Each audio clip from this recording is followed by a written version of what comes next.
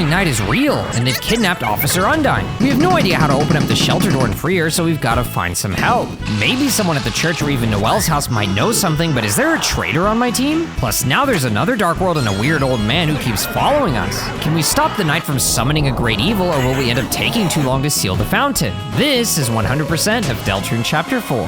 First, we've got to seal the fountain in my home, but before I can close it, my mom wakes me up saying breakfast is ready. Susie tells me to hurry, so I get up and see her devouring pancakes, then check my inventory to find the shadow crystal glass and black shard. The glass is a small shard of something in my pocket that feels like glass, but it doesn't seem very useful. And the black shard is a small chip of extremely hard glass that's nearly opaque, and I can even equip it instead of my eraser. Checking the TV, I see that its antenna was broken but has been taped up, so I sit down for breakfast, and Toriel says I slept like a puppy. After Goat Mama reveals she had strange dreams, Susie wonders how I slept through delicious butterscotch pancakes and omelets, thinking living like this must be a sin. Unfortunately, that reminds Toriel to ask Susie if she'd like to join us at church, so Susie pauses awkwardly, then says sure. But once Toriel leaves to find his clothes, Susie snaps and gets upset about going, calling these pancakes a trap. So she quickly gets up, hoping to escape, but then she reminds me about last night and Undyne getting captured in the shelter. Since it's close to the church, maybe someone from the church knows how to get in. Suddenly, Toriel calls out to us with the clothes, so we come over to her, then slide back out in our church outfits. Apparently, Susie's wearing Azriel's old clothes, which Tori says looks perfect, while giggling in her Deltarune outfit. I say she looks nice, which upsets Susie, then Tori says it's time to walk over as she leaves ahead.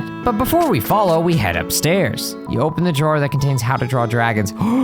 Oh no, she's going to see this. Uh-oh. Whoa, what the heck is... You shut the drawer as fast as humanly possible. Chris, hey, can we see that again, Chris? Then we enter my room to somehow find a save point that I used to save, then Susie notices the blood stain in the corner. She tells me to use vinegar and hot water to clean it up, then actually ends up helping me clean up the stain. Then she notices that Azriel has lots of awards, so she kicks the nightstand to make one of Azistar's fall that she then throws over to my shelf as an award for having her over. Heading back downstairs, I check the fridge to find a photo of Azriel that Susie thinks is a photoshopped picture of Rousey. But then I clarify that the photo is of my brother and point out all the differences, which annoys her. Then when I check the TV, Susie reveals that before I sealed the fountain, she found Tenna barely alive and got help from the Pippins and Shadow guys to fix him. But Toriel still wants to throw him out, so we need to find a new home for him fast. Finally, I head out the door for the three of us to reach the church, then my mom says she has to prepare for choir and tells us to behave ourselves. Once Toriel is gone, we head inside and sit on the pew, then Susie asks if I'm gonna sleep.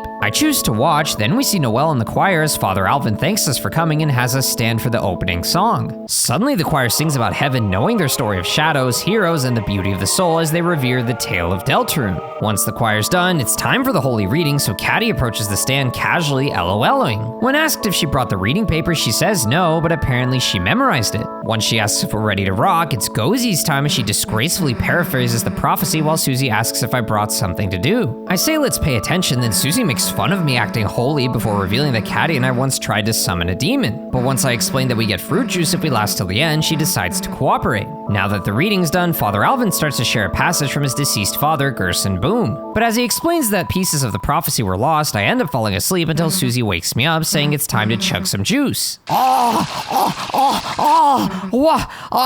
What?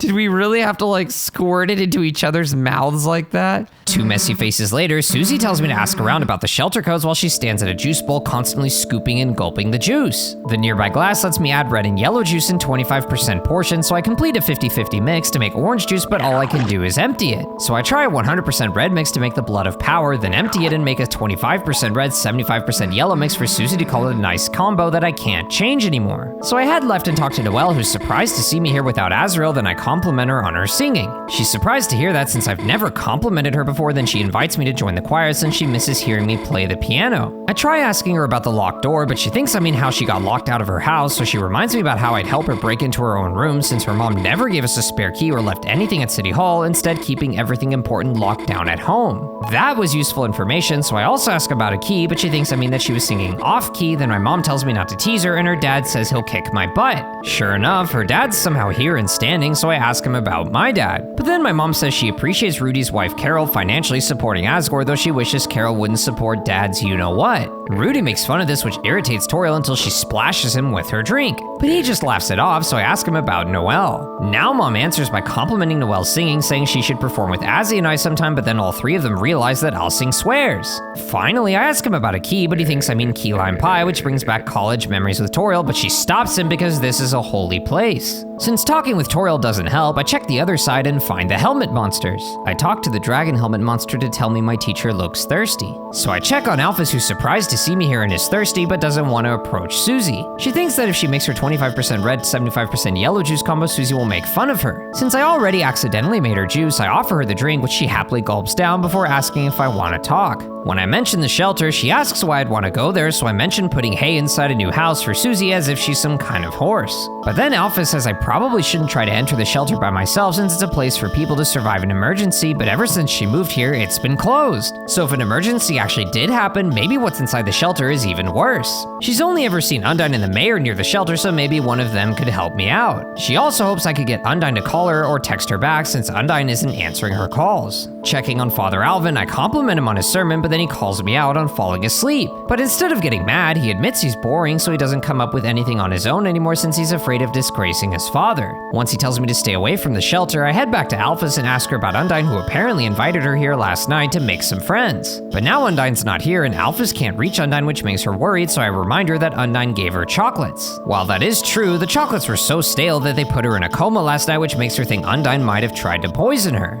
Finally, I head to Susie and explain the clues, so she realizes Undyne and the mayor are our leads. For the three shelter symbols, the church code is still a mystery, the badge code is probably Undyne's, and the pine tree code is probably the mayor's. So maybe the knight captured Undyne for her code, but they'd still need the other two codes. Susie thinks it might be best to check City Hall, but since the mayor keeps everything important at home and she's Noelle's mom, Susie thinks we could just sneak into Noelle's home and has an idea. She rushes towards Noelle and compliments her on her singing for the surprised Noelle to spit out her drink. She's shocked that Susie's here but happy to see her, though Susie approaches and gets to the point, making her blush. But when Susie asks if they could work on their projects together at Noelle's home, Noelle hesitates since her mom might not like that, but she ultimately says yes. Susie's surprised and brags about how easy that was before high-fiving with me. Once Noelle realizes that I'm coming too, she's less excited but understands, though now she asks if she should invite Birdly. Susie immediately says no, so Noelle agrees and laughs, then says we can come over anytime. Once the others leave, Susie says it's time to go. So we leave the church for Mom to invite us to the diner since she'll have to come back later for choir practice and wants a treat before then. But then suddenly Dad pops out of a tree to coincidentally greet Toriel here and offer her some flowers. Of course, my annoyed mom politely says she has to go and ends up walking away, then my dad says he hopes my brother will be able to see us all back to normal. Somehow he suddenly notices us and asks how I'm doing, then gives me flowers to share with Susie before running up the street. After I get rid of the flowers, Susie says we should ditch these clothes, so we toss them onto the ground, then Susie asks if we should check up on Ralsei and tell him our plan. That was awkward. Yeah, you know what else is awkward? You just standing there holding milk over your head. Shouldn't you go shove that in a fridge?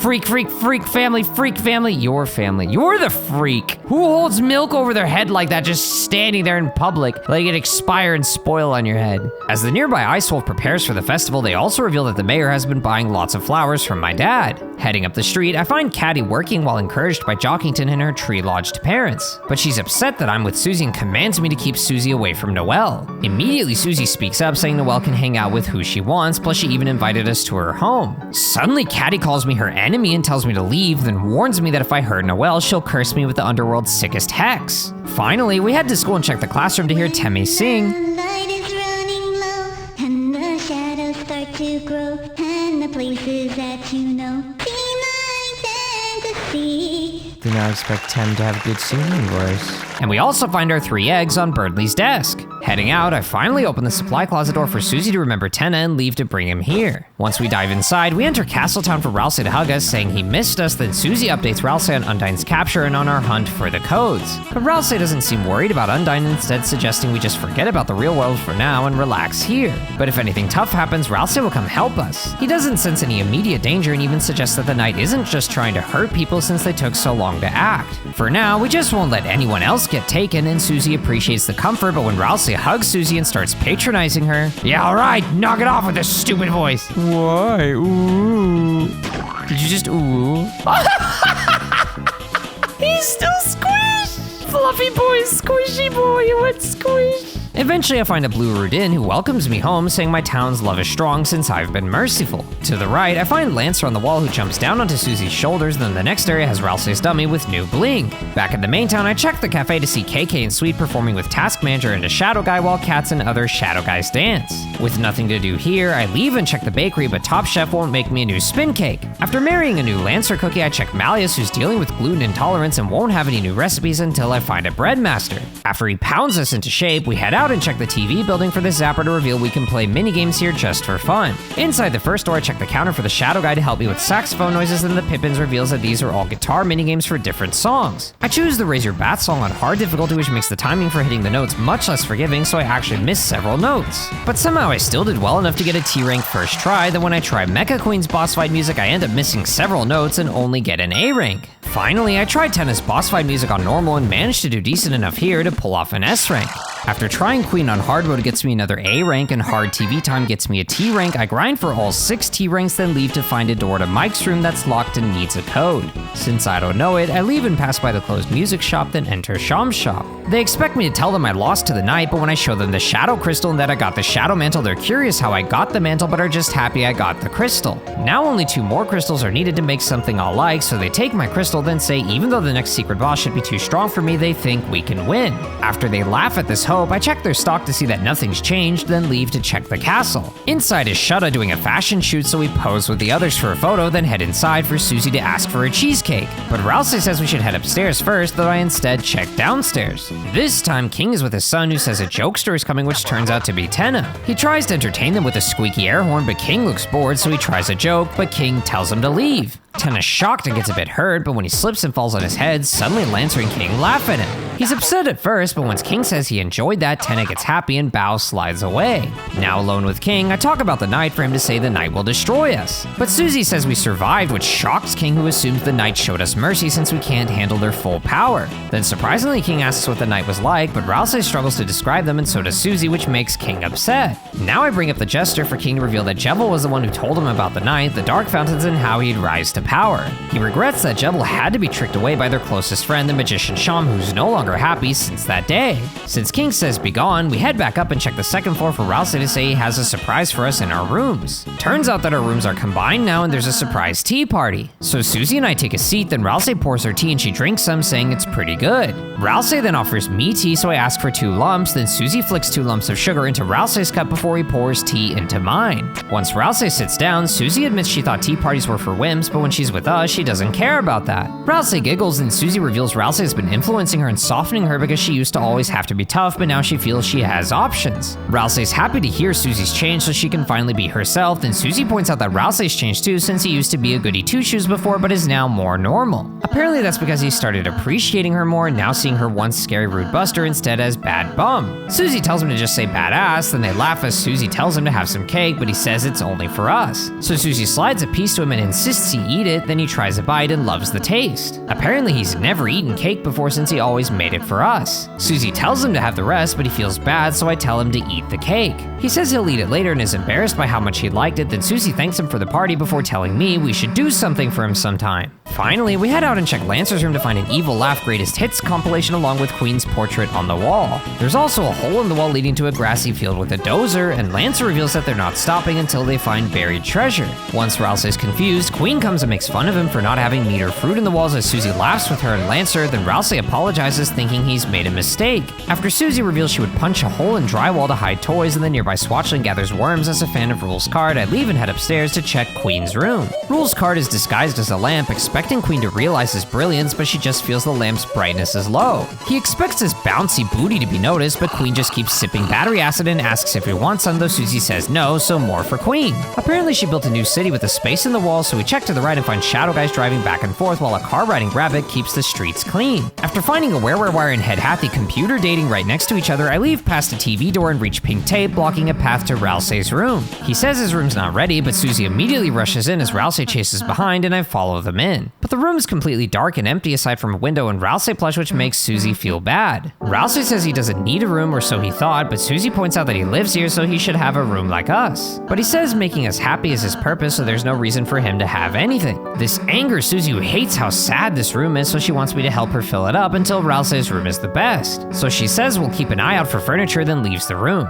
Rousey is touched by how nice she is, which makes his heart hurt. Then he insists he has no hobbies or interests since everything he does is for us. But recently he's starting to develop his own opinions, desires, and fears, so he asks me if he should feel like this. I ask him to please be himself, which makes him blush, but then Susie comes in and drops off the icy head as furniture piece number 1. Rousey says thanks, though wants it gone, but when I check the plushie, he reveals it was his first possession. Ever since I gave it to him, he holds it every night and now wants even more plushies. Finally, we leave the room and check the TV door to find Tenna dancing in the corner, saying he likes his temporary home, but he still asks me to find someone to adopt him. Then Rules Lamp tries to impress Tenna. Gee, haha, what a stupid looking lamp, folks. Like the lamp itself is stupid. It also has a small butt. What did thou sayest about moi?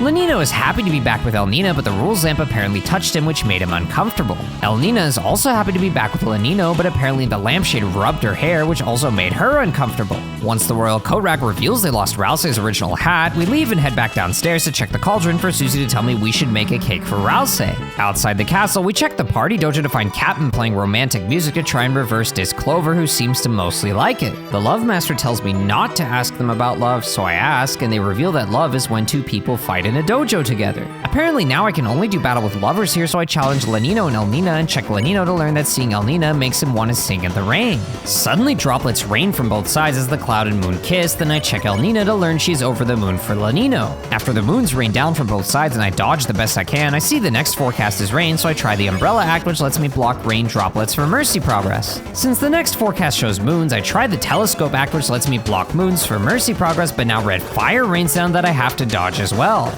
The next forecast is very sunny and hot, so I try the sunglasses act and block as many suns as I can while dodging the red fire. Finally, the next forecast seems to be snowy shower, so I try the warm hat act, but the weather duo instead prepares a powerful attack as I have to bounce Golden Elnina 20 times. Once 9 are left, a gray Lenino ball drops down as well as I struggle to keep both off the ground. Since now we just need to survive, I have us all defend as the duo prepares their ultimate attack. But Elnina first compliments their teamwork as they both blush and savor this moment before their last attack as the perfect forever couple. Now I need to bounce 60 times as Golden Elnina drops from above with the Lenino arriving at 55. Already I'm struggling, but then at 35 a lampshade drops in as I miserably fail to juggle all 3 of them but somehow still survive. Lenino's happy about the attack's perfect chemistry and Elnina loved it too, except for that Rules card lamp, which was weird even though it made their attack stronger. Conflicted, they quickly end the fight, rewarding us with the exec buffet. With no other challenges, we leave and head back to the light world and outside the school to check the library. Birdley's there and still hates us, so I tell him Noelle's busy, then he gets sarcastic about hating having to do a study group with us instead, which Susie takes seriously. But then Birdley's surprised that Susie's leaving him alone and acts like that's what he wants as he sweats in agony.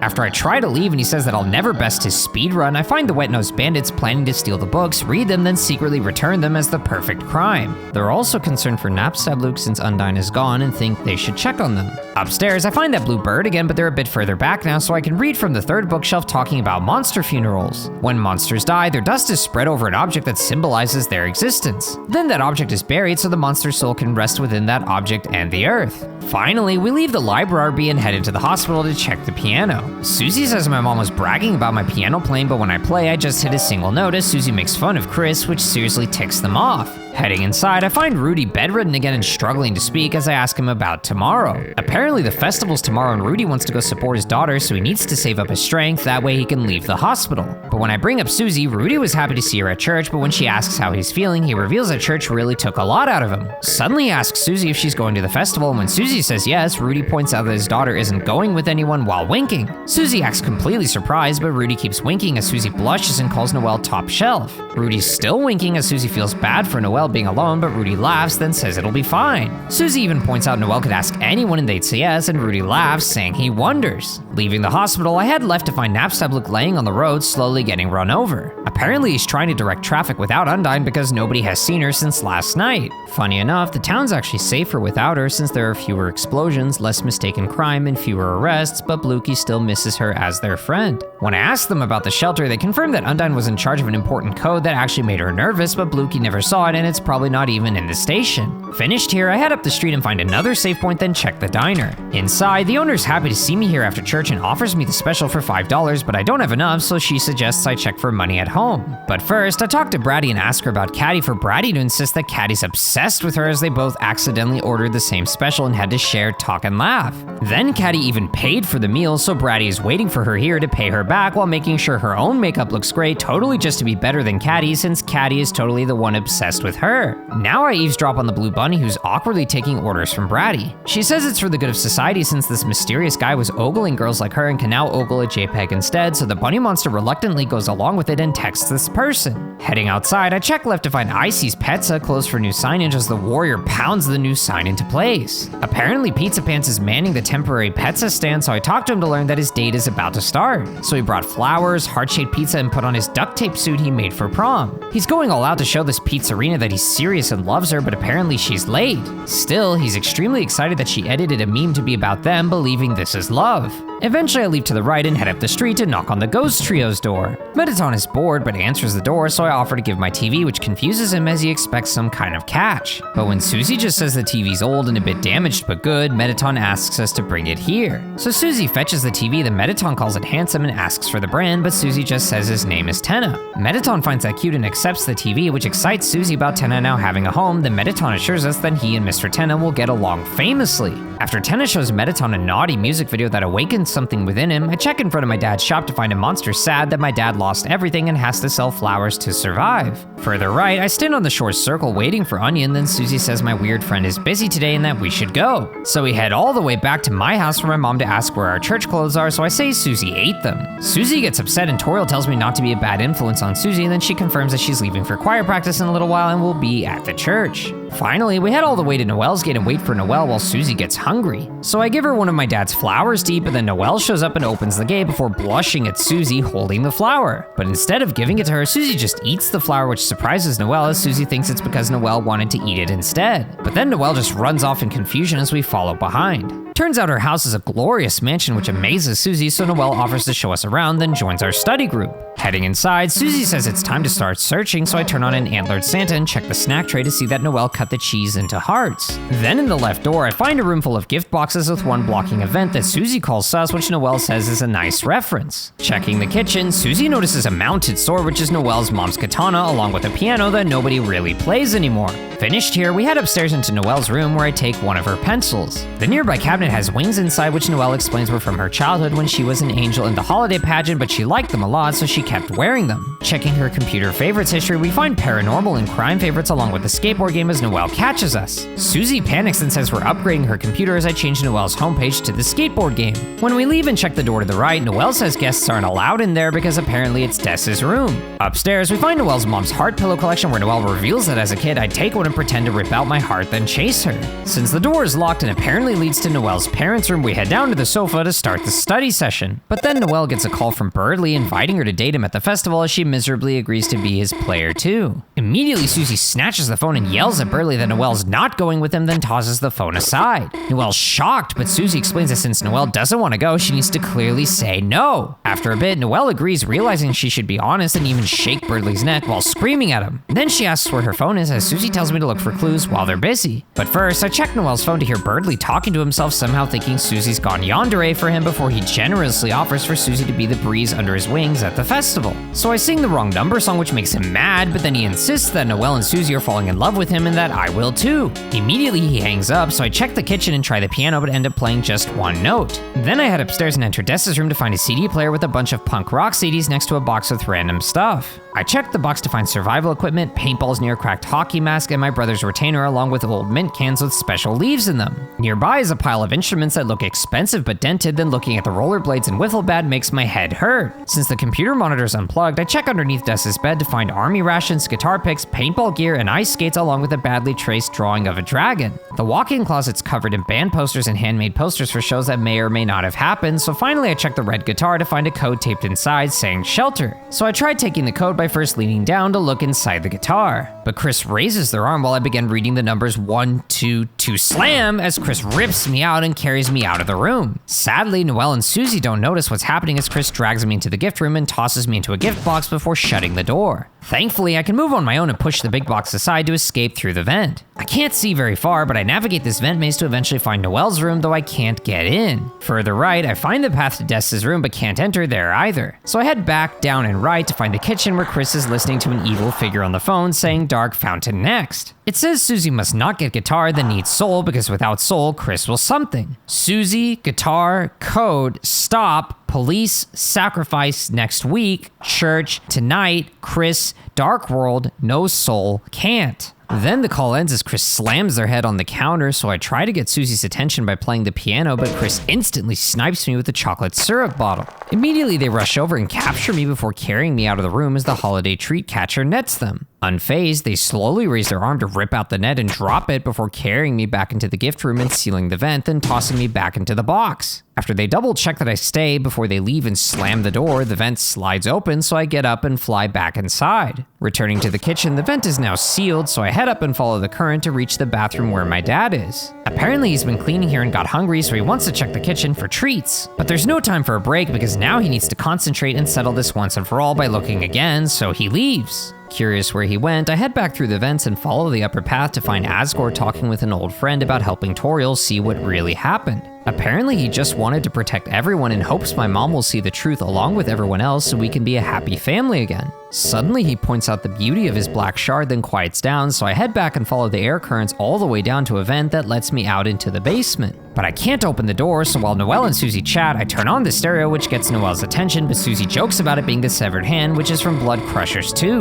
Apparently the protagonist lost their hand, which ended up attacking them later, but when I shut off the power, the duo blames Chris and heads to the basement. So I head right to meet them, but end up knocking over the tree with its angel falling on top of me. Now Susie notices the fallen tree as the duo arrives with flashlights to search for the breaker. Controlling the angel, I inch towards Susie and touch scare her into kicking me at Noelle, who squeals me back to the middle. Now both shine their lights at me as Noelle says I brushed against her leg and Susie says I was moving. So I move again, which scares them into running out of the room, then returning with a pan and large candy cane to destroy me. Noelle approaches with her pan raised, but instead picks me up, which impresses Susie, though Noelle just thinks there's a mouse under the angel. So they take me back to the couch as Susie teases Noelle with a severed hand, then they rest me on the table. They're about to raise my angel, but then Noelle talks about how comfortable she is around Susie, with Susie feeling the same about Noelle. Then Noelle mentions Susie is like how she was in Noelle's dream. But when Susie asks about that dream, Noelle gets flustered and runs off to find her hamster cage while Susie tells me not to move, then follows behind. But of course I slide off the table, which frees me from the angel as I try to follow them. But the door's closed, so I head upstairs to see Dessa's room open, then head inside. But before I can reach the guitar, Chris snipes me with a hockey puck, then grabs me and the guitar, but Noelle heard the guitar and Susie realizes the angel fell over. While they track me down, Chris hides me and the guitar in the closet as Noelle and Susie come inside. Unfortunately, they didn't notice my kidnapping, but Susie sits on the bed and invites Noelle over, who says they'll find me if I make noise. Suddenly I see myself in the closet with Chris wielding a hockey stick and the guitar on the other side. Chris tries to hit me as I turn on the Santa for noise, but they immediately turn it off, so I push a gift box aside to turn on the second Santa, but they turn that off too. Aiming for the guitar, I try pushing a big gift box forward, but Chris smashes me all the way back to the start. So I distract them with the Santas while pushing the big box little by little until I finally reach the guitar, only for Chris to smash it again and again. Realizing what happened, Susie checks the closet and demands Chris to stop making so much noise since they're supposed to search for clues. She takes the guitar and returns to Noelle, who shocked Susie has Dessa's guitar, but then says she can play it. Susie agrees but wants to go somewhere else, so they leave the room. Suddenly Chris opens the closet and pulls out their phone to call that same evil figure and tell them Susie got the guitar. The figure says they'll be right there, then Chris hangs up and shoves me right back into their chest. But as I walk out, Chris stumbles over, then gets back up, seemingly having 1 less HP. Heading out the door, I hear Susie bragging about her guitar skills before failing as Noelle laughs, but her next try is better as Noelle asks for an encore. But once Susie fails and Noelle laughs again, Susie admits today's been awesome and Noelle agrees, saying she loves hanging out with her. So Susie offers to hang out again tomorrow, but Noelle reminds her that tomorrow's the festival before asking if Susie would want to go with her. But before Susie can answer, suddenly the lights turn on, which was apparently Asgore's doing as he asks about the snack tray. Noelle politely lets him have some, so he grabs the whole thing and crashes onto the middle of the couch while feasting on the snacks. He's hungry and wants to eat before Noelle's mother arrives, but Noelle insists she won't be here for a few hours. Then my dad says he saw her outside the window, so Noelle panics and tries to get Susie to leave, but it's too late as Noelle's mom opens the door and walks inside.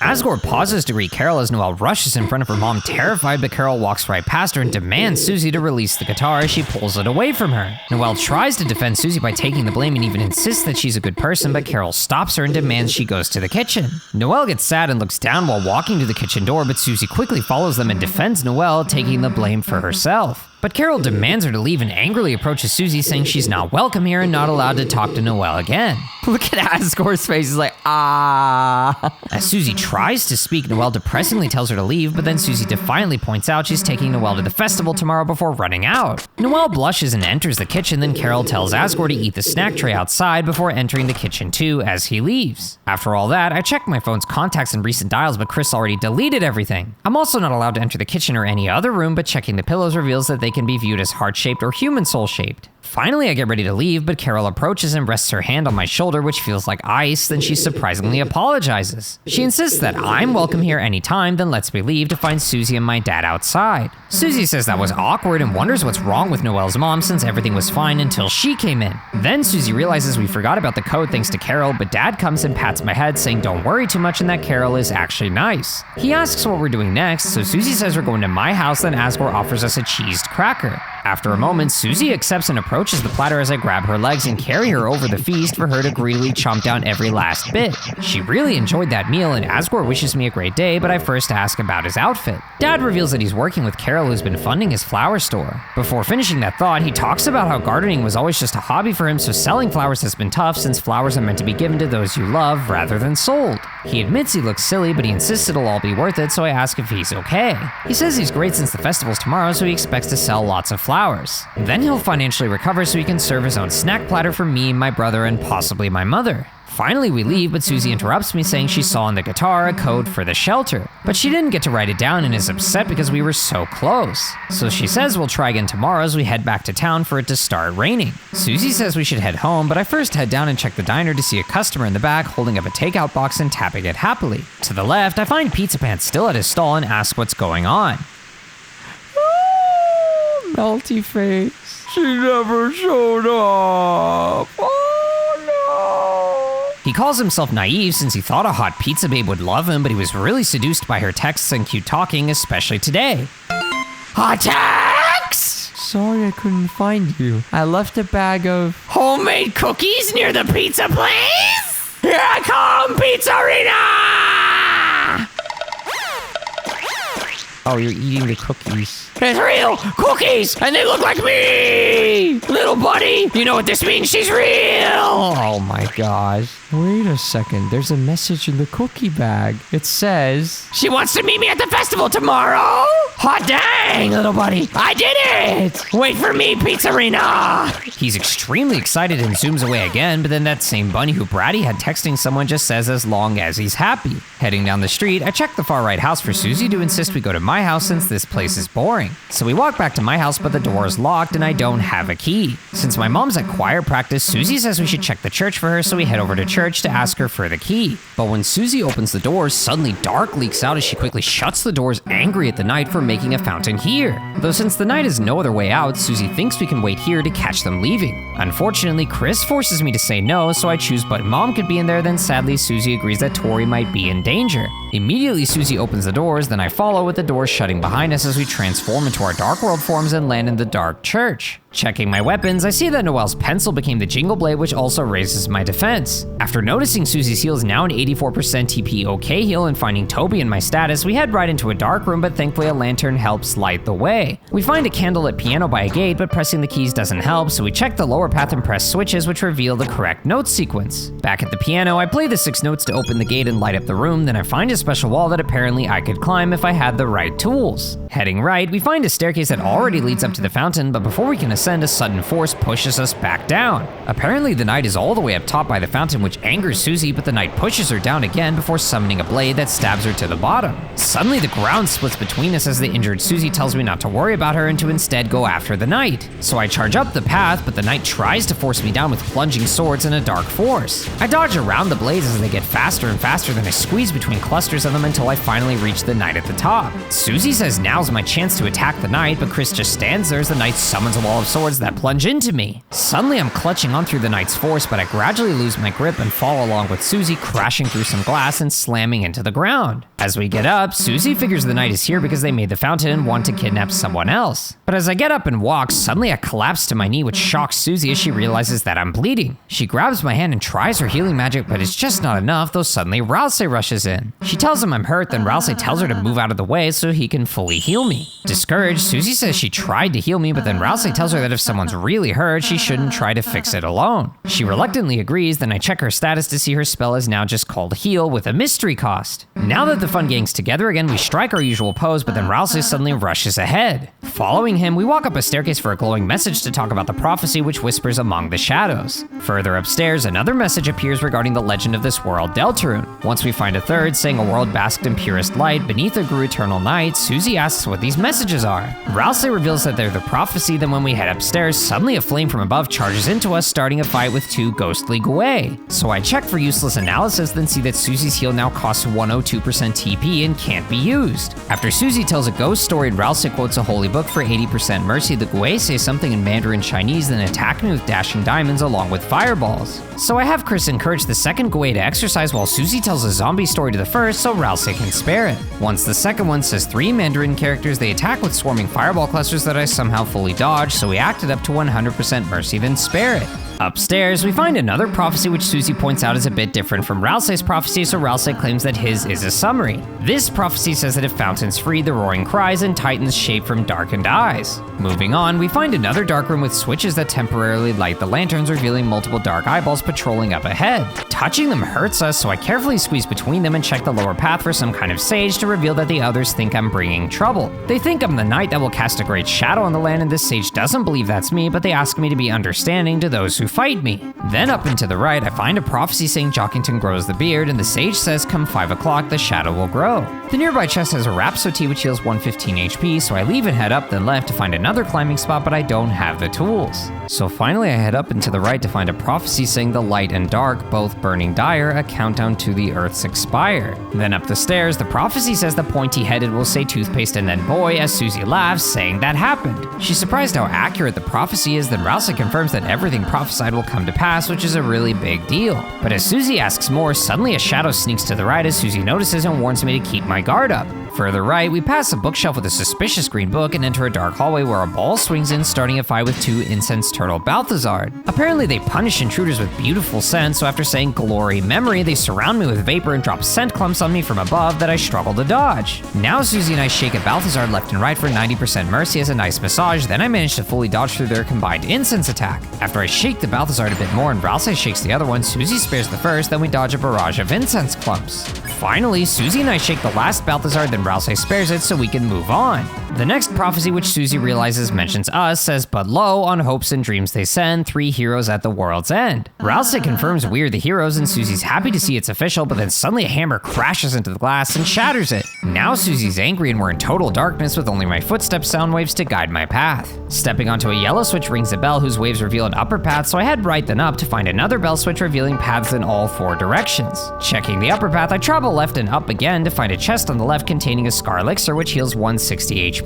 Once I wander through this dark maze long enough, eventually Rousey says it's really dark even for a dark world. Suddenly something makes a creepy noise on our right which scares Rousey into telling me to run left. Immediately I run left and retrace my steps while the red noise entity follows us until I manage to reach the entrance and find some light. Susie walks in and readies her axe to fight, but then the lights turn on as a turtle behind Susie asks what she's doing. Susie jumps in surprise and angrily asks what he's doing as he laughs and says he was looking for the light switch. Apparently he's lost, so he asks Susie to walk him to his study since he needs to finish writing. But she says no since she's in a hurry and can't babysit random darkeners. He laughs and accepts the excuse as Susie reunites with us, but then the turtle asks what a darkener is. Shocked, Susie realizes the turtle must be a lightener and doesn't want him to get hurt, so she lets him join us as long as he doesn't slow us down. He laughs and agrees, but as I had left, the old man follows behind very slowly. He asks if I need something, so I tell him to speed up, but he's still slow, so I say speed it up again. You know what? You guys handle the old man, I'm gone. I should go follow her. Really? Gee, guess I better catch up too. Are you kidding me? What? He could have gone faster the whole time? To the left, we're together again, but Balthazar crashes in and starts a fight as the old man asks what this is. Susie shouts we're fighting and tells him to leave, so he tells us to have fun, then slowly walks away off screen. Checking my acts, there's a new old man act saying I'm old. You used old man. They're watching with the eye as he walks in. How's it going? You winning, kid? Are you winning, son? No, old man, we're in the middle of this. I was about to, dang it, you made me forget. Susie forgot what she was about to do. Her move got canceled. Oh no. Now you go easy on them, you hear? They're still learning. The enemy's attack power went down. Once the old man slowly walks away, the Balthazars tell us to sit back and relax before surrounding us with incense and dropping clumps on us like before. You used old man. You kids must be getting hungry, battling some candy. Heck yeah, no way, we don't need that now. Suit yourself. Everyone except Susie got candy. Rip. Anyone got any left? No! I try calling the old man again, but nothing happens, so I spare both Balthazars and head left to find the old man near a bookshelf. He wants the green book but can't reach it, but Susie ignores him and wants to get the door open. So I check the climbable stool with Rouse, but the old man still asks Susie for help. She says no while working on the door and instead tells Rouse to help him. There's something you can stand on right here. Oh my gosh, Rouse, really? Stool form now? Anyone, feel free to step on me. Did you really have to say anyone? We have a stool right here. You just want to be stepped on! After pausing for a moment, the old man still asks Susie for help, so she gives in and jumps on Rouse to grab the book, which ends up opening the door. After placing the book on his head, she rushes inside for him to thank her and follow behind. Rouse is still squished on the ground, so I satisfy his stepping fantasy, then show him compassion. We're gonna be sploshed on the ground just like him. I don't wanna be stepped on! Finally, I enter the door as well, then follow the path to find the same prophecy from before. Apparently, if a prophecy breaks in one place, it'll always reappear elsewhere because the prophecy can't be changed. But when we head up the stairs, suddenly a prophecy shatters as we rush up to find the old man saying he was clumsy. Susie gets upset at him, but he just says that our following of the prophecy was preventing him from seeing where he was going. But Susie notices a path behind the shattered prophecy and rushes ahead as Rouse follows behind, then I tell the old man he broke it on purpose. He asks why I think he'd do that, and I say because he doesn't like prophecies, but he claims the fairy tales are pretty and bits are nice to believe, though the words can be a bit too blinding to any alternatives, so he prefers to go between the lines where it's darker. Once he walks off, I check the left path to find a wafer next to a petrified darkener, claiming that they're one of many witches who were sealed away for being too fun or evil. Catching up with the others, the room is very dark and maze-like, so Susie asks the old man for directions. He looks around for a moment and thinks, then says left, but once we head that way, he realizes that was wrong and says to instead try up. When the others leave, I continue forward to find a switch revealing notes for a piano. Then I leave and catch up with them for the old man to say it's left here, but Susie instead goes right as Rouse follows behind. I end up choosing left, but instead of finding the old man, I reach a switch that reveals more notes for the piano. On my way back, suddenly the old man is somehow in my way, realizing I went left and says he doesn't think this is the right way. But apparently he likes going the wrong way to get better ideas and asks me where do we go. I choose back down, then he says that's fine since I might have missed something, but when I go forward again, I shouldn't be surprised if the world has changed. Suddenly he walks off, so I first check the right to find Susie with her hand in a candy bowl. She says the old man was wrong and this must be the right way as Rouse says she shouldn't take that many. Sure enough, the container of candy says please take one, so I take one darker candy which heals 120 HP, then head back left and down to find a piano on my right with the notes. Once I play the notes, the room lights up and the gate rises as my friends catch up and Susie's upset we didn't come here first. But the old man just laughs, saying it's great I found the right way since a young person behind him really wanted to go through. Susie gets confused and we realize it took away, which starts a fight with two of them. Of course, I try the old man act, which has him walk in and ask how it's going. Susie demands him to leave, but he ends up dropping his cane and asks us to get it for him. Then as the Gouet attack, I follow the old man's cane while it spins around, guiding us to perfectly dodge the swarming diamonds. You called it a battle, but I don't see much fighting. We don't hurt the enemies, we spare them. Spare, huh? Like this? Recruited by old man? You recruited them? What do you know? It works. I'll let you kids finish your battle. Against what? The old man received 438. Hey! He gets the money! The old man laughs and says he can find the way back from here. He's running a shop at his study and invites us to check it out, but Susie angrily says we're never going to his study. He understands and thanks us, then says bye, but when we head to the right, we end up in his study as he thanks us for deciding to come, and Susie gets annoyed. Even the Gouet recruit is here studying, and when I check his shop table and ask why the old man needs money, he says it's to feed his recruits. Checking his stock, I find more Rhapso teas and Scarlixirs, but I buy a scarf mark and a wafer guard, then put both on Ralsei before buying 2 more wafer guards to replace Susie's royal pins. After buying 3 Scarlixirs and storing them, I talk to the old man and ask about his store for him to reveal that everything in this study is his. Next, regarding the night, Ralsei asks if the old man has seen a shadowy figure, then he reveals a figure with a sword flew up through a door, but now it's locked. He thinks getting to the East Bell Tower might help us open the door, but we'll need tools to climb the tower, so maybe we should check the Northwest Library first. Finally, I ask what he's doing, so he reveals he's writing a personal letter and wants Susie to proofread it for him, but she points out that all he's written is "the."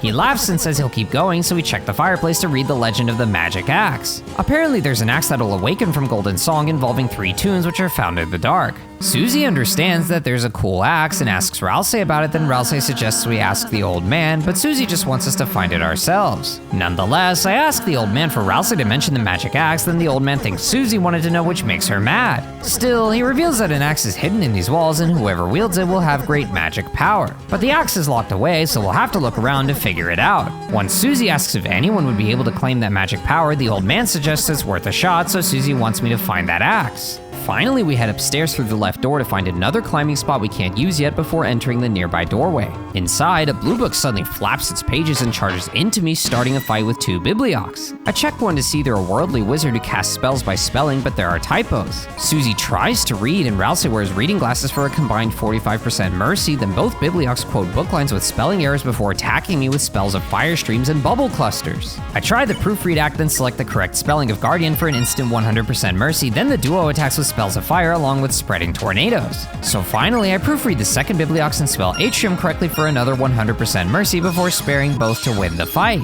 To the left, I find a pool that I can throw money into along with a humanoid statue with organ pipes for a head. The nearby sign reveals that when I pass to the other side, a big donation will show my remembrance. So I return to the pool and throw in 10,000 D-dollars, which splits the waterfall, revealing a door. A nearby walking cup wonders why I'd throw dollars into the fountain unless I don't have change, and then asks if I happen to have any change. Finally, I check the hidden doorway to reach a very dark room with my sound waves revealing some kind of shadowy anomalies. Eventually, I reach the upper golden waves to find a wall made of bells, but I can't climb it because I need something to help me. So I give up and leave, then check up from the Bibliox to find Ralsei wondering if something's here before covering it up as finding something for scrapbooking. Susie wants to take a ladder for Ralsei's room so we can put furniture on his ceiling, and I agree, so she'll swipe the ladder when he's not looking. Climbing up the ladder, I walk over to a blue piano and play it to control a blue bookshelf by sliding it around. Noticing a chest on the left, I rest the blue shelf in a gap to a doorway, then leave the blue piano and head left to climb up to a green piano. Now I control a green bookshelf and rest it in front of the chest before returning to the blue piano to move the blue shelf left into a nearby groove. This lets me ladder up and walk across the shelves to the chest for the absorb axe, which will heal Susie when she attacks.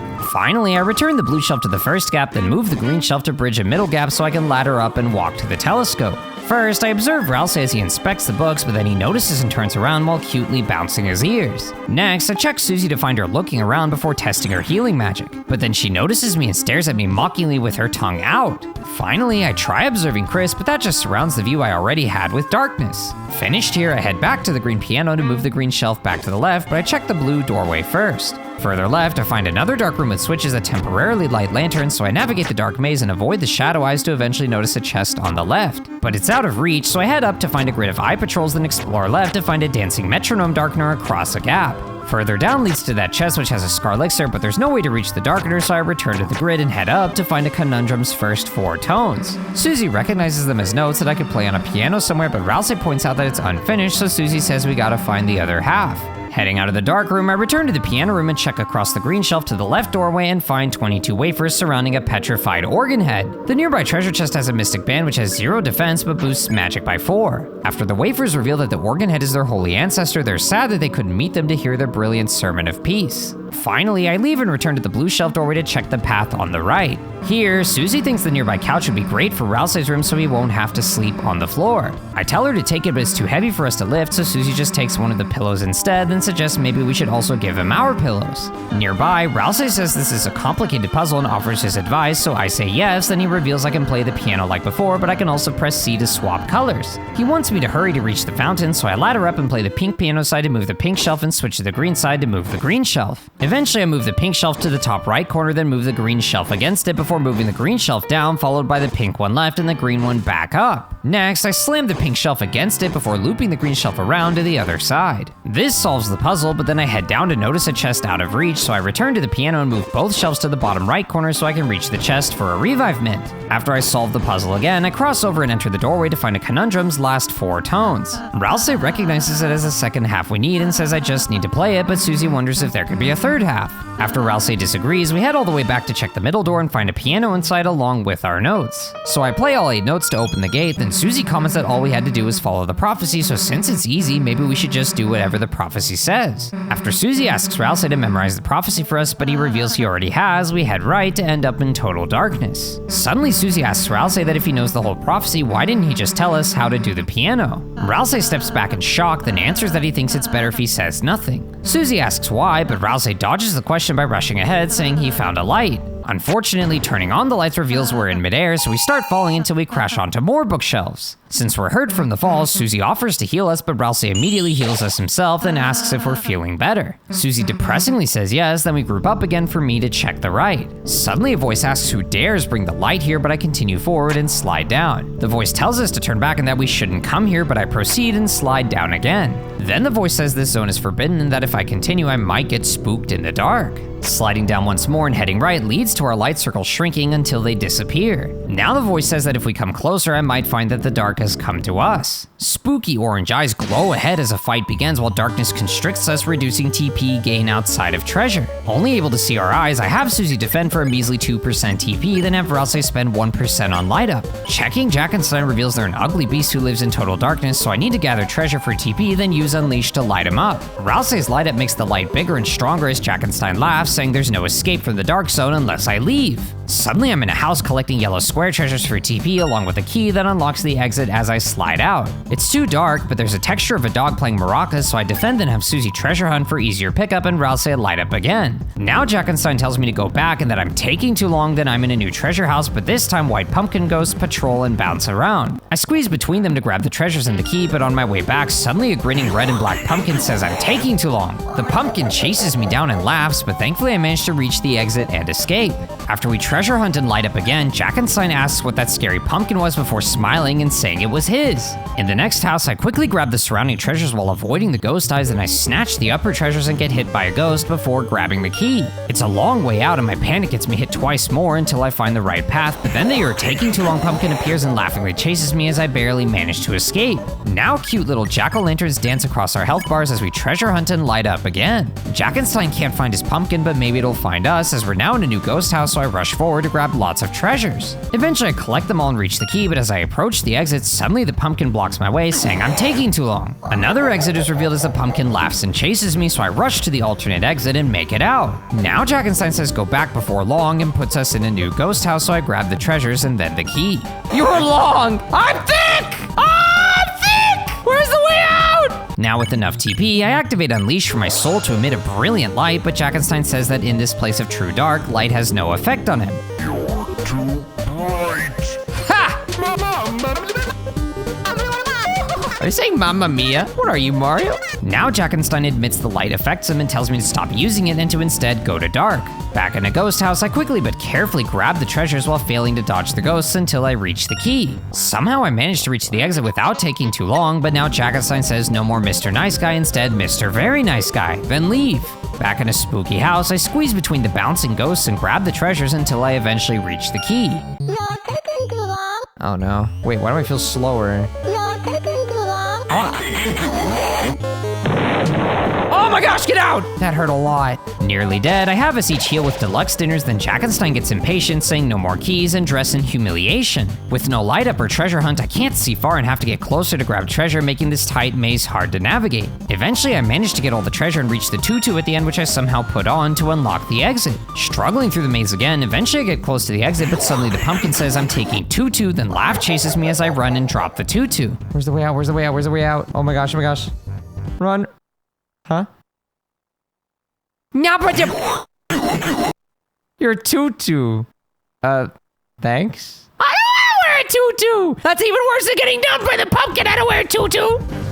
Ah! It was coming back. Afterwards, I unleashed my soul's light, then Susie item heals me for Jackenstein to say the light burns him and is surprised his own pellets are being used against him. Back in the light room, the pumpkin's already scared as I chase it down for mercy progress and to savor its panicked Mamma Mias. Eventually, I add 35% to its mercy progress, then Jackenstein calls me a fool and threatens me with his greatest curse, which he's been using this whole time. Now in a haunted house, I carefully dodge the bouncy ghosts while gathering all the treasure until I eventually reach the key.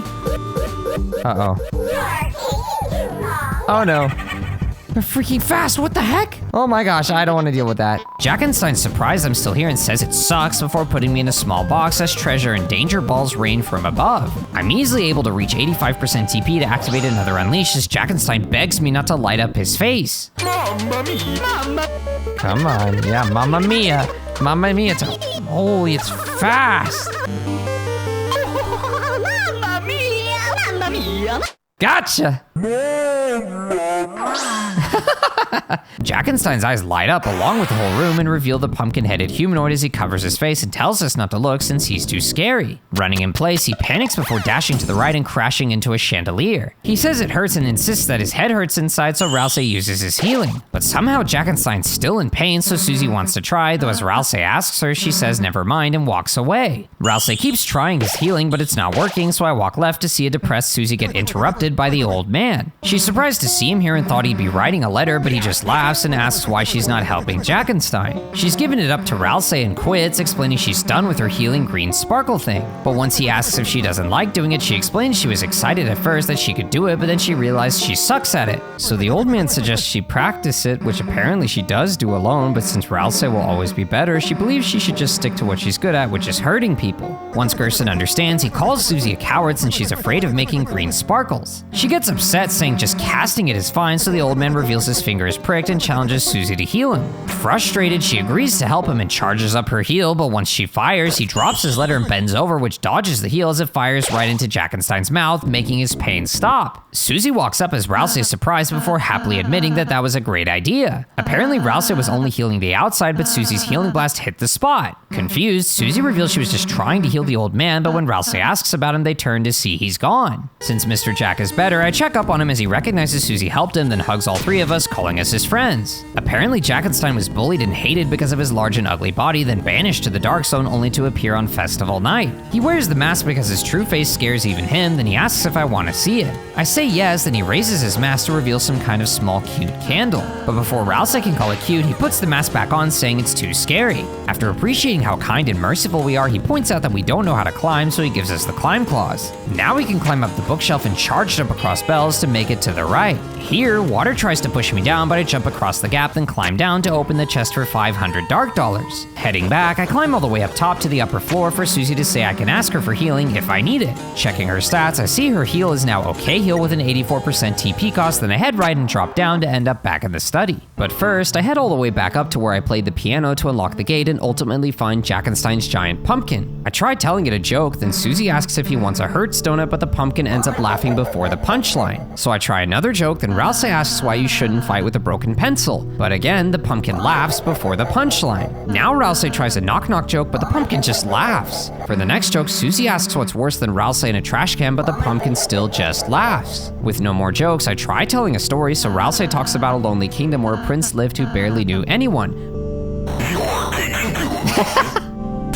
Your story's taking too long, Rousey. You need to talk faster. Okay. So we head back to the study and buy several Scar Elixirs, then I notice Jackenstein here who managed to escape the Dark Zone and now cleans for the old man in exchange for tea. I call him cute, but he says he doesn't know that, then blushes. I ask him where to go, then he reveals the area on the right has a beautiful piano, but many hot people live there who are mean to those with a horrible face, so he doesn't like them.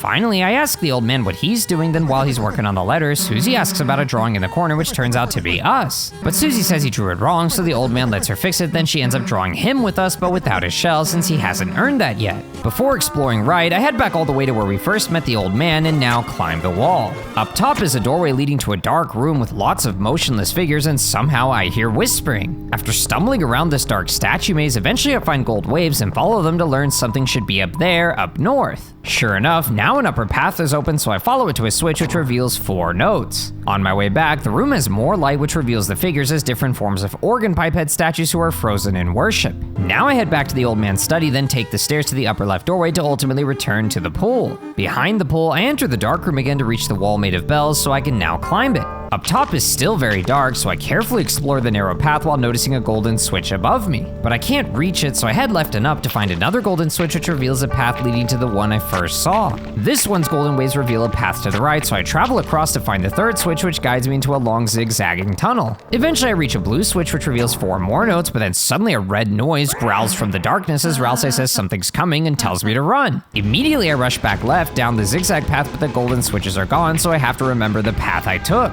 Thankfully, I retrace my steps just fine as the red-noised figure gradually approaches. Just as I'm almost out, suddenly the old man tells me to wait before flipping on the lights and asking what we're running from. After Susie and the old man laugh, he reveals he was gonna have tea and offers for us to join him. The left path is now a dead end, so I head right to find the old man by a tea table offering us a drink, then I say yes as Susie agrees. Once we're all seated, he asks about our adventures, so Susie checks with Ralsei if that's okay, and Ralsei says yes, then Susie explains all of our adventures. Once her story catches up to the present, the old man laughs, calling it an excellent tale. Susie then thanks him for the tea and gets up to return to hero stuff, but the old man asks if we'll come to his study later. She says yes and leaves, then the old man compliments her storytelling, calling her fearless and positively unpredictable. Now he asks Ralsei what he thinks happens next, but the fluffy prince just says we'll have to see. Pondering this, the old man gets up and pours Ralsei more tea as Ralsei thanks him and drinks it, then the old man notices I haven't drank my tea and tells me to close my eyes. All fades to black as he puts a sugar cube in my tea, then I choose to drink the tea, tasting the sweetness and feeling a warmth spread throughout my body.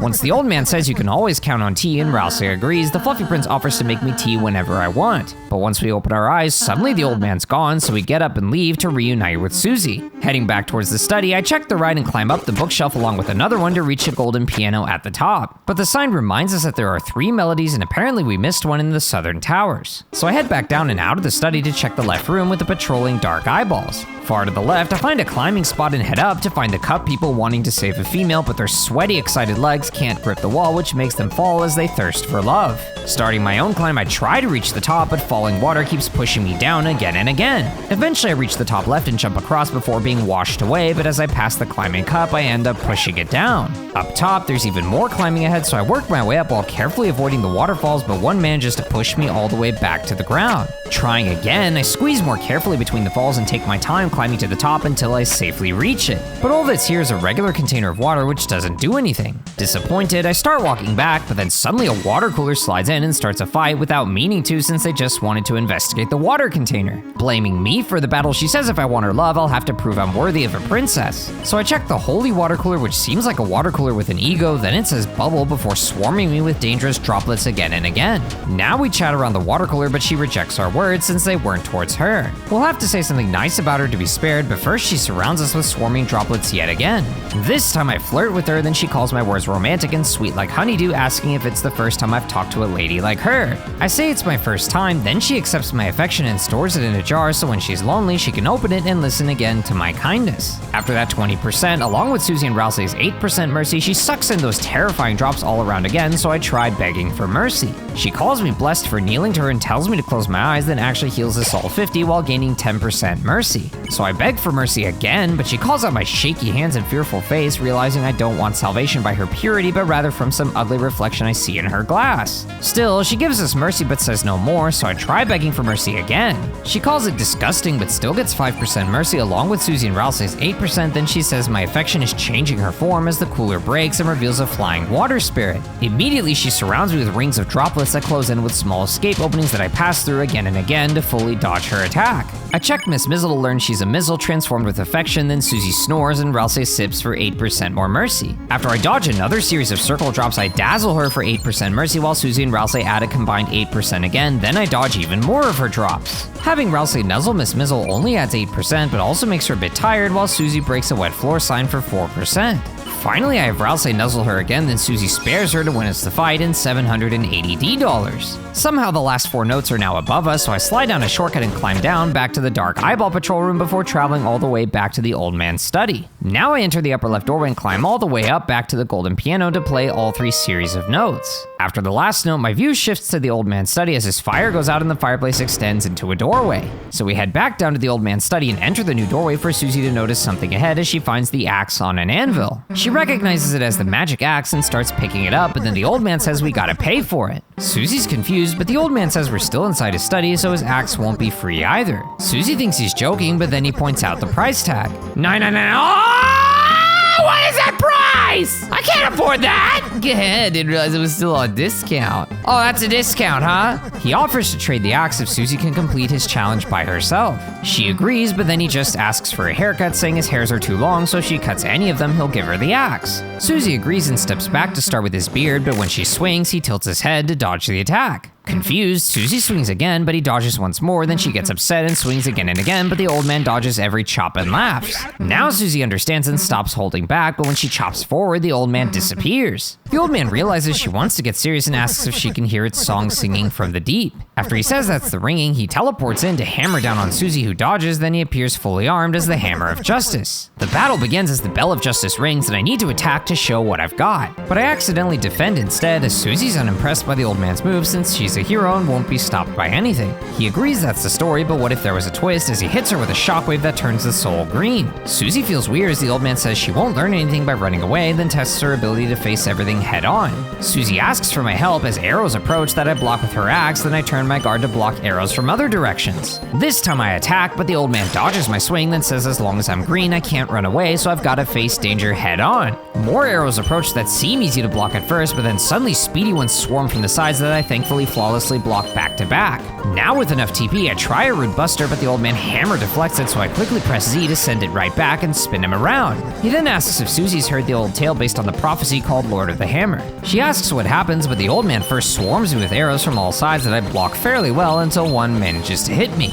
Apparently the old man is reeling from the rude buster, so I try and attack, but it still misses. After he says chapter 1, the March of the Dark King, the heroes defeat the king and stop the dragon, he attacks me with swarming arrows again. But suddenly an arrow approaches diagonally as my block box expands to 8 sides so I can block the diagonally swarming arrows. Apparently the old man's impressed with Susie's guts, so I root buster again for him to deflect it, but miss the deflect timing and get hit as he laughs. Chapter 2, the City of Shining, he says the heroes do battle in chariots to save the queen. Now the old man laughs as a flashing hammer slowly falls from above, but I'm first swarmed with speedy arrows from all sides. Once I block the hammer, my guard breaks and the old man hammers me for 28 damage. The air crackles green with freedom as the old man continues with chapter 3, the Isles of Northern Light. Apparently the heroes travel among the islands and catch a glimpse of a lost land, then the old man hammers a shell towards me which leaves stars behind as he bounces the shell back and forth. The chaos damages me twice before he shatters the shell against the ground to rain a swarm of painful stars. I think it's time to item. Good thing we have a lot. All right, eat up.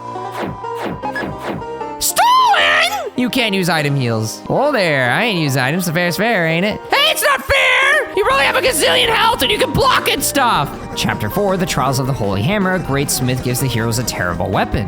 Now he bonks my dodge box to the side before throwing lots of hammers that rain down on me, then chain into clusters of larger throws that climax with a giant hammer that crushes me. It's time for another root buster as the old man deflects it and I send it back, but after his next deflect, I miss the counter and take damage. Chapter 5, the Field of Pink and Gold, the vast garden is charred in an inferno of jealousy. Back to blocking, I aim for the diagonally swarming arrows one by one and manage to fully block them all. Now he asks what happens next, then says who knows since there was only one more chapter after which it all stopped. Suddenly the arrows swarm even faster in clusters from all sides, then even shells drop down on me which I have to block twice. Now I root buster again, then the old man sends it back as I return the favor, but with my next deflection I managed to win the trade. Apparently that next book never got written since the story became so grand and overwhelming that some say it swallowed the author himself. Suddenly shells swarm me from all sides that I do my best to block and bounce as arrows surround me that I need to block back to back. Once I block block a few more arrows, the old man reveals that the youth could have continued the story by starting with the next page, but they never did. Now the old man bounces 3 simple shells against me that I easily block, but then a hammer slams right and breaks my guard as the old man hammers from above again and again before faking a double pound, then smashing from the side. Finally, I root Buster again and manage to counter the old man's deflects again and again until my last deflect spins the old man around once more. Apparently, he sees a story lit up in Susie's eyes burning bright and black, plus burning up everything. Suddenly, the old man widens my dodge box and chain hammers from left to right before switching hammering from right to left. Next, he hammers from above with clusters of himself again and again as I struggle to avoid being smashed. Finally, he says the bell's ringing now and that we've reached the final round, so he asks Susie how she thinks it ends, or rather how she wants it to end. Before she can respond, the old man bonks my box to the side, then tosses clusters of hammers again and again before chaining into the larger throws that unfortunately managed to finish me off.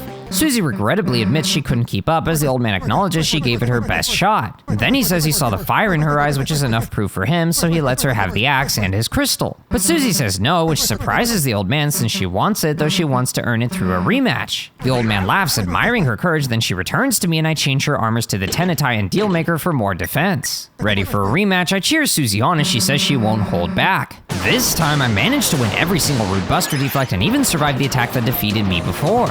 After winning yet another Rude Buster deflect, Susie thinks about the ending and chooses not to have an ending, so stuff goes on forever. Suddenly a blue shell bounces against my axe and shifts around for a side attack before striking from below. Then another strikes the same way from diagonal angles before 2 more show up along with lots of arrows that I struggle to keep up with. Once I'm done blocking, the old man laughs at Susie's response since even this late while the bells ring out their justice, she chooses eternity. Now the old man surrounds me with green shells and arrows before confusing me with triple clusters of bouncy blue shells followed by speedy arrows and a hammer slam. After I win another Rude Buster clash, the old man tells Susie to hold on dearly to that thought since the tides of fate are coming close and an ocean of ink will wash across the pages. Immediately he greens my soul again and swarms me with arrows from all directions that I struggle to keep up with, managing to barely survive with 10 HP. Suddenly stars appear over the old man as he's finally apparently slowing down or speeding up. So I activate Rude Buster and win yet another clash for the old man to reveal there's one thing that can overwrite the dark. It's a white pen called Hope, and the old man believes Susie has it, but she insists that Chris has it since her weapon's like a hairbrush. Then the old man just laughs and Susie demands him to give her the axe, so he surrounds me with shells that bounce all around me as one sneaks behind and downs me. Determined to win, I rematch him and reach that attack again, this time surviving the shell swarm. But then he hammers me from the side before appearing around my box to hammer again and again from all directions until he downs me once more. Of course I try again and eventually reach that same attack again, but this time I actually manage to avoid most of his hammer spiral, then brace as he surrounds me for a big slam but fakes it and laughs. Now Susie says she's figured it out and gets ready to show what she's got before charging and firing her heel shot. Once the old man says she missed, she sneaks in a chop that cuts the old man's beard. As Susie triumphantly holds his hair, the old man laughs, saying that was the most fun he's ever had. Now Susie walks up to the anvil and claims the justice axe, and the old man approaches and offers a weird piece of glass from his desk. Apparently he felt like someone really wanted him to use it, but it didn't interest him, so he gives us the shadow crystal. Susie's happy she finally won as the old man mentions her perseverance with her improving each time, which is what the old man wanted to see. Even though he thinks she'll fight harder battles later, he knows she'll be ready, so he encourages her to never give up. Once I have Susie put on the justice axe for 4 more damage and a mystery triple question mark effect, I check the shadow crystal to momentarily see the lobby of the church. Then when we try to leave, the old man bids us farewell as Susie does the same but asks why he helped her so much. Apparently she reminds him of someone he used to know, which is a character from that old story, Lord of the Hammer. After Susie reveals that Dragon Blazers was based off that, the old man explains that they changed parts of the story. But even Lord of the Hammer was an interpretation of something else, so stories can be retold and changed. He explains that the prophecy called her a hero, but no matter what, he knows she'll become something amazing. Ignoring that, she asks which Dragon Blazers character he thinks she is, then the old man reveals she's the dragon. Once the old man walks out and Susie's happy with that response, we follow him to the study and talk to him to learn that the shadow crystal has a strange power which made him uncomfortable, so he didn't use it. Finally, I buy a Scar Elixir and head right to find more of the walking cups. Apparently they're called Cuptons and want to stack together to save their princesses. The second reveals that there's an organ above which will open the way, but we first head down and climb up to open a chest for the Wing Blade. It gives 1 more damage than my Jingle Blade and increases money won by 5%, but I lose 1 defense, so I don't use it. Checking the right, I find a watercolor whose spirit immediately exits to start a fight. One Mizzle is already asleep, so I tried Lullaby X. Everyone sing a lullaby. Oh no, you woke her up with the lullaby! They seem confused about us and attack with swarming rings of droplets with small gaps that we escape through. Another Lullaby X ends just as poorly, but we still get 35% more Mercy progress. So after dodging once more, we Lullaby X again for max Mercy, which turns both of the missiles pink so we can finally spare them. To the right, a bird darkener says the Lightner's service has always had him, so he must be the most important, but then the nearby wafer says the bird's just the fire extinguisher. Further right is a prophecy that the Queen's chariot cannot be stopped. Then we head back and climb up the central pillar to reach a large climb wall. So I start my climb and patiently wait for the water to fall before crossing, then jump across a plate for a +5. The climb continues as I time my jumps just right to avoid being flushed down until I ring a bell and pick up another +5.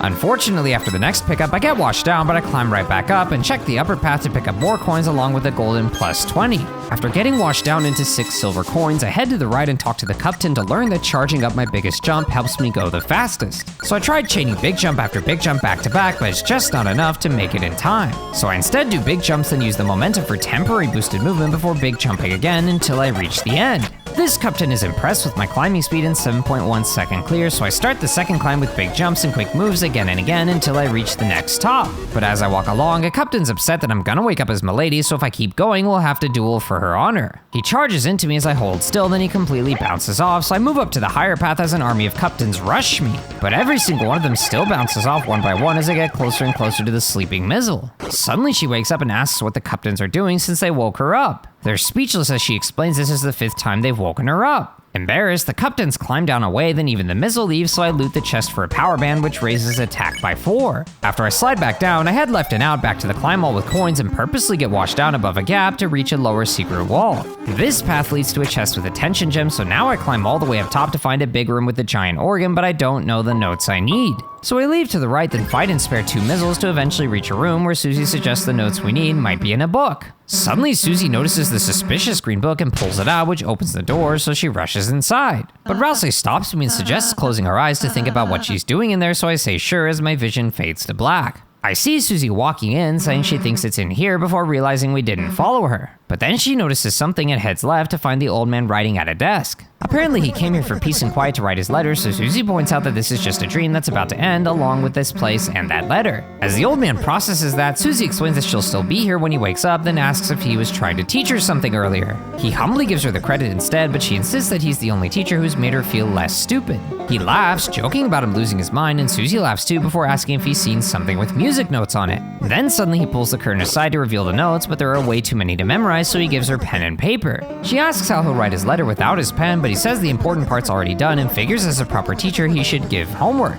After she laughingly gives in, she comes back to us with the music copied down, but Rousey is missing. Once Rousey walks in and Susie angrily asks where he was, he struggles to respond, then Susie explains she has the puzzle answer, so it's time to go. Back at the organ, Susie gives me the sheet music, but when I check it, there are so many characters across 3 different text boxes. Overwhelmed, I sit at the organ and realize I can shift octave, then I give up. Rousey offers to try, but then Susie reveals that while I was asleep in church, my mom told her I used to play good. She's confused why now I'm pretending I can, thinking maybe I'm embarrassed. Now Chris takes a seat, thinking about Susie's words before taking a deep breath. Suddenly they rest their hands on the organ, moving them on their own as they play the entirety of Susie's sheet music. Once the beautiful song is complete, my view shifts to the old man's study as I see the upstairs middle door open.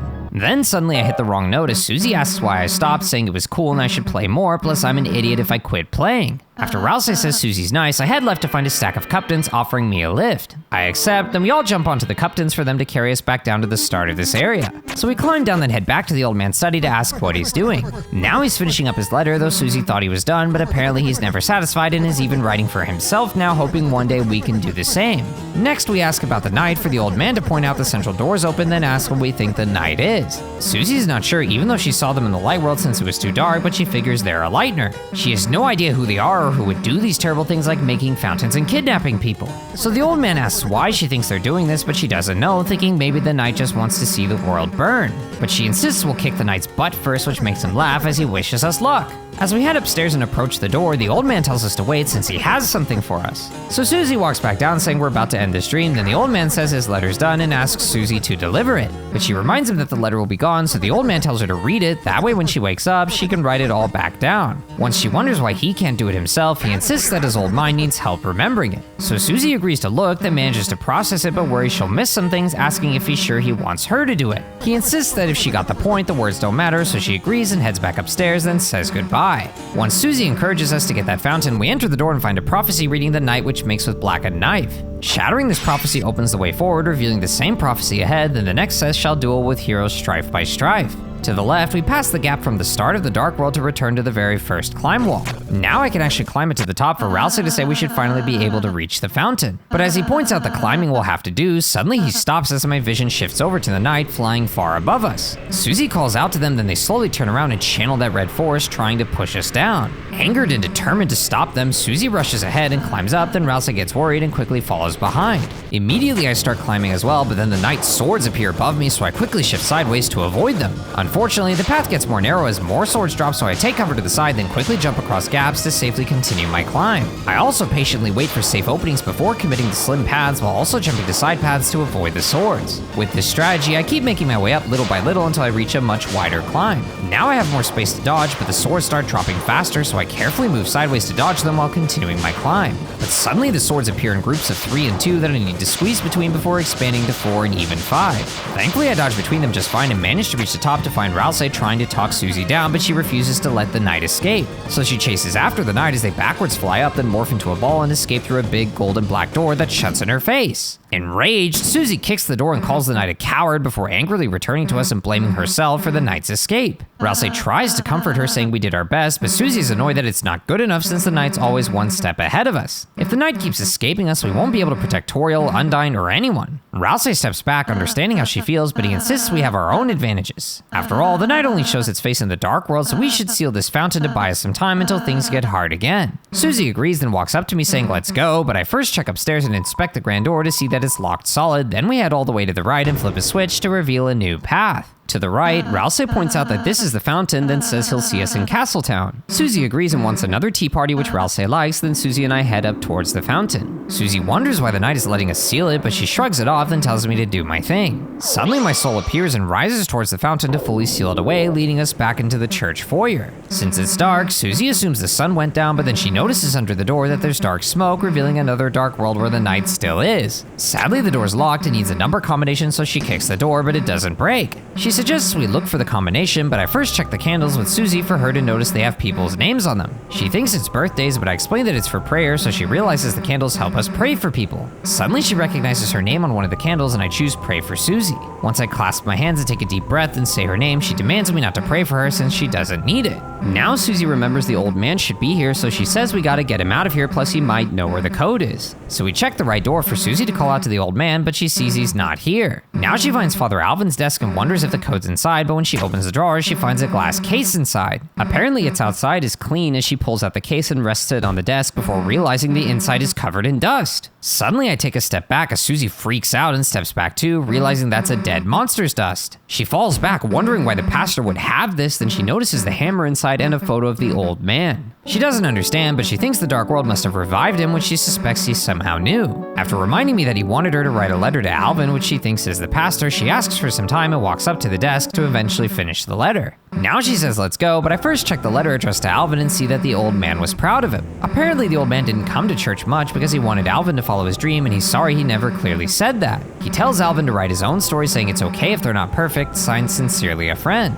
The back of the room has a plaque with the famous writer's words saying hope comes to those who believe, and for those who can't, may our hope shine so brightly that they too may keep shelter from the dark. Finally, we leave this room and check the left door to find a keyboard where Susie mentions my piano playing from earlier, saying it was kinda cool. Plus, if I joined the choir and played every week, she might actually want to go to church. Apparently this reminds her of something, so I choose to listen, then she reveals that in one of the places she used to live in, there was some kind of plaza with a public piano there. She started playing it for fun, but apparently she was so bad or looked like she shouldn't be playing that they told her she wasn't allowed to play it. So she backed off, then they let someone else play who was better, making her regret even trying. Then that night, when nobody else was there, she came back and smashed the piano hard enough to do some damage, then she ran. Just a week ago, if she knew I played piano, she would have hated that about me, but now she just wants to hear me play. As her story ends, she feels she got weird and thinks that might make me want to stop playing. But when I choose if you play too, she's surprised and happily agrees as long as I teach her, then we can do it someday. After Susie reveals she liked playing the drums since it's just hitting stuff, I check the door to learn it leads to a small closet, then choose to open it. Suddenly lightning flashes as a pumpkin is revealed that Susie realizes is Jackenstein. She thinks he's a Halloween decoration along with the other creepy stuff here, but he's big, so we might not be able to bring him to Castletown tonight.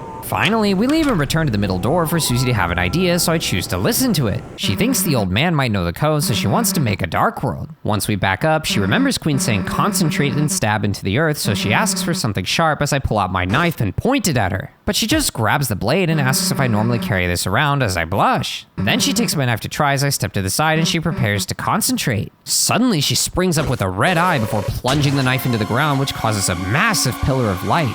After it gradually turns to darkness, the pillar disappears as Susie relaxes and dark smoke seeps into the room little by little to cover the ceiling and spread until we're engulfed in total darkness. Eventually we can see again as we're in front of the fountain and Susie realizes she did it, she made a dark fountain. After saying it's cool and that she'll let me do it next time, it's time to go, so we head down for Susie to notice that something seems off. She remembers Ralsei's words that every dark world is different, and even the save point confirms that the lighting has changed. Since the left path leads to a dead end, I head right instead to reach a dark smoky room with the background music leaving sound ripples all around us. With only my steps and the music lighting my way, I struggle to path my way through this dark maze until the room flashes white as everything is lit up. Further right, I find the prophecy about us heroes again, but Susie finds it hard to believe.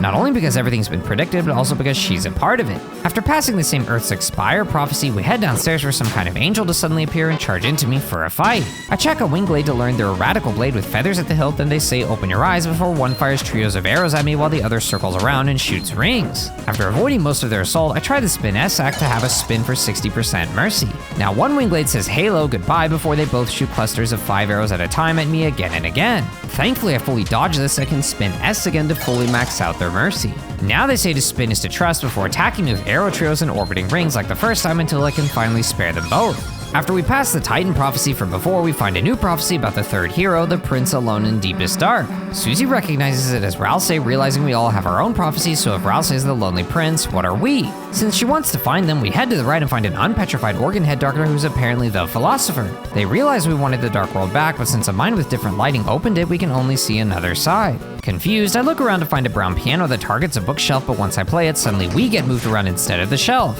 So I move us through a bookshelf before left again to smash 2 more and reveal another organ head. Little by little, I work my way around the room, smashing every single bookshelf that I can to clear out the path up top as well as the path to the right, finishing with a brown shelf to release a chest with a revive mint. The left organ head says they all know and understand everything, then the upper right path leads to a prophecy saying the Lord of Screens cleave red by blade. Nearby, this organ head says they all know and understand nothing, so I check the right path and climb up. The first organ apparently heard there's something inside the acorn, but they don't know where to find an acorn or even what one is, so they must find a way to use alchemy to make it. The next organ asks whose dream this is, whether mine, Susie's, the knight's, or even their own, while the other also asks whose dream this is, saying I left it here. Then to the left, we find a prophecy about the first hero, the cage, with human soul and parts. Susie realizes this is me, but is confused on why I'm called a cage. She thinks I should instead be called the cool, with the picture showing me doing a flip. Before progressing, I head back to the previous room and check the left door to find the central organ head unpetrified with the surrounding wafers petrified instead. But the organ head actually charges into me for a fight, so I check an organique to learn that he's a philosopher whose reason for fighting me is one of life's questions. After Susie plays random notes for 20% mercy, the duo mentions the tale which must be followed, the truth sung in glass. Suddenly notes appear above that drop towards me while lasers keep forming on the left. Now I try to harmonize, so I need to touch the green as an organique asks what Deltarune is. The notes form above like before, but now the lasers are green and sideways, so I stay in the laser as much as possible to maximize the organique's mercy. Now the first says the answer was love, while the other says the tale which must not be followed, then I stay in the green lasers like before to max out the second one's mercy.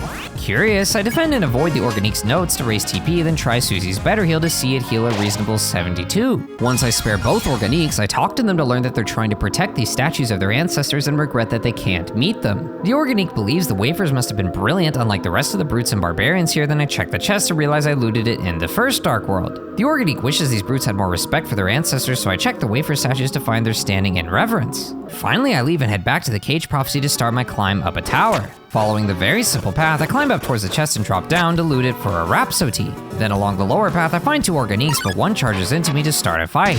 Like before, I harmonize with each one and hug the green lasers to max out both of their mercies and ultimately spare them. After the other organique wonders whose dream this is, I head right to find the prophecy, and last was the girl. At last was the girl. Susie wonders if that means her, and with her prophecy being next, she's curious what it'll say and wants to see. So we head right to find a safe point out of reach, then we check the lower path. Here is a pool whose waterfall is gleaming with gold coins glittering inside. The nearby Organique recognizes me as a donator who, along with someone else, reached 10,003 gold. They call it absurd, saying I might as well give money to a spider than tell me to loot the treasure box. Inside is the gold widow armor, which raises attack by 1, defense by 5, and magic by 1, but it reduces money earned by 10%, so I keep it off. Heading back, I try the right path, which somehow puts me upside down on the upper path, then the save point reminds me that the lighting has changed, but the power that fills me has not. Finally, I head to the right to find the prophecy of the second hero, the girl with hope crossed on her heart. Susie excitedly realizes this is her and calls it epic, wondering if there's anything else about us. She rushes ahead to start a climb, but I first check the right to find an Organique, claiming they're the philosopher and asking if I've heard of Hyperlink Blocked. I say yes, then they say they feel like they haven't heard of it but don't know why. Confused, I head back to the tower and start climbing up, then shifting right as I rotate around the tower. Eventually, I catch up to Susie, who says she's never really gotten picked for anything before.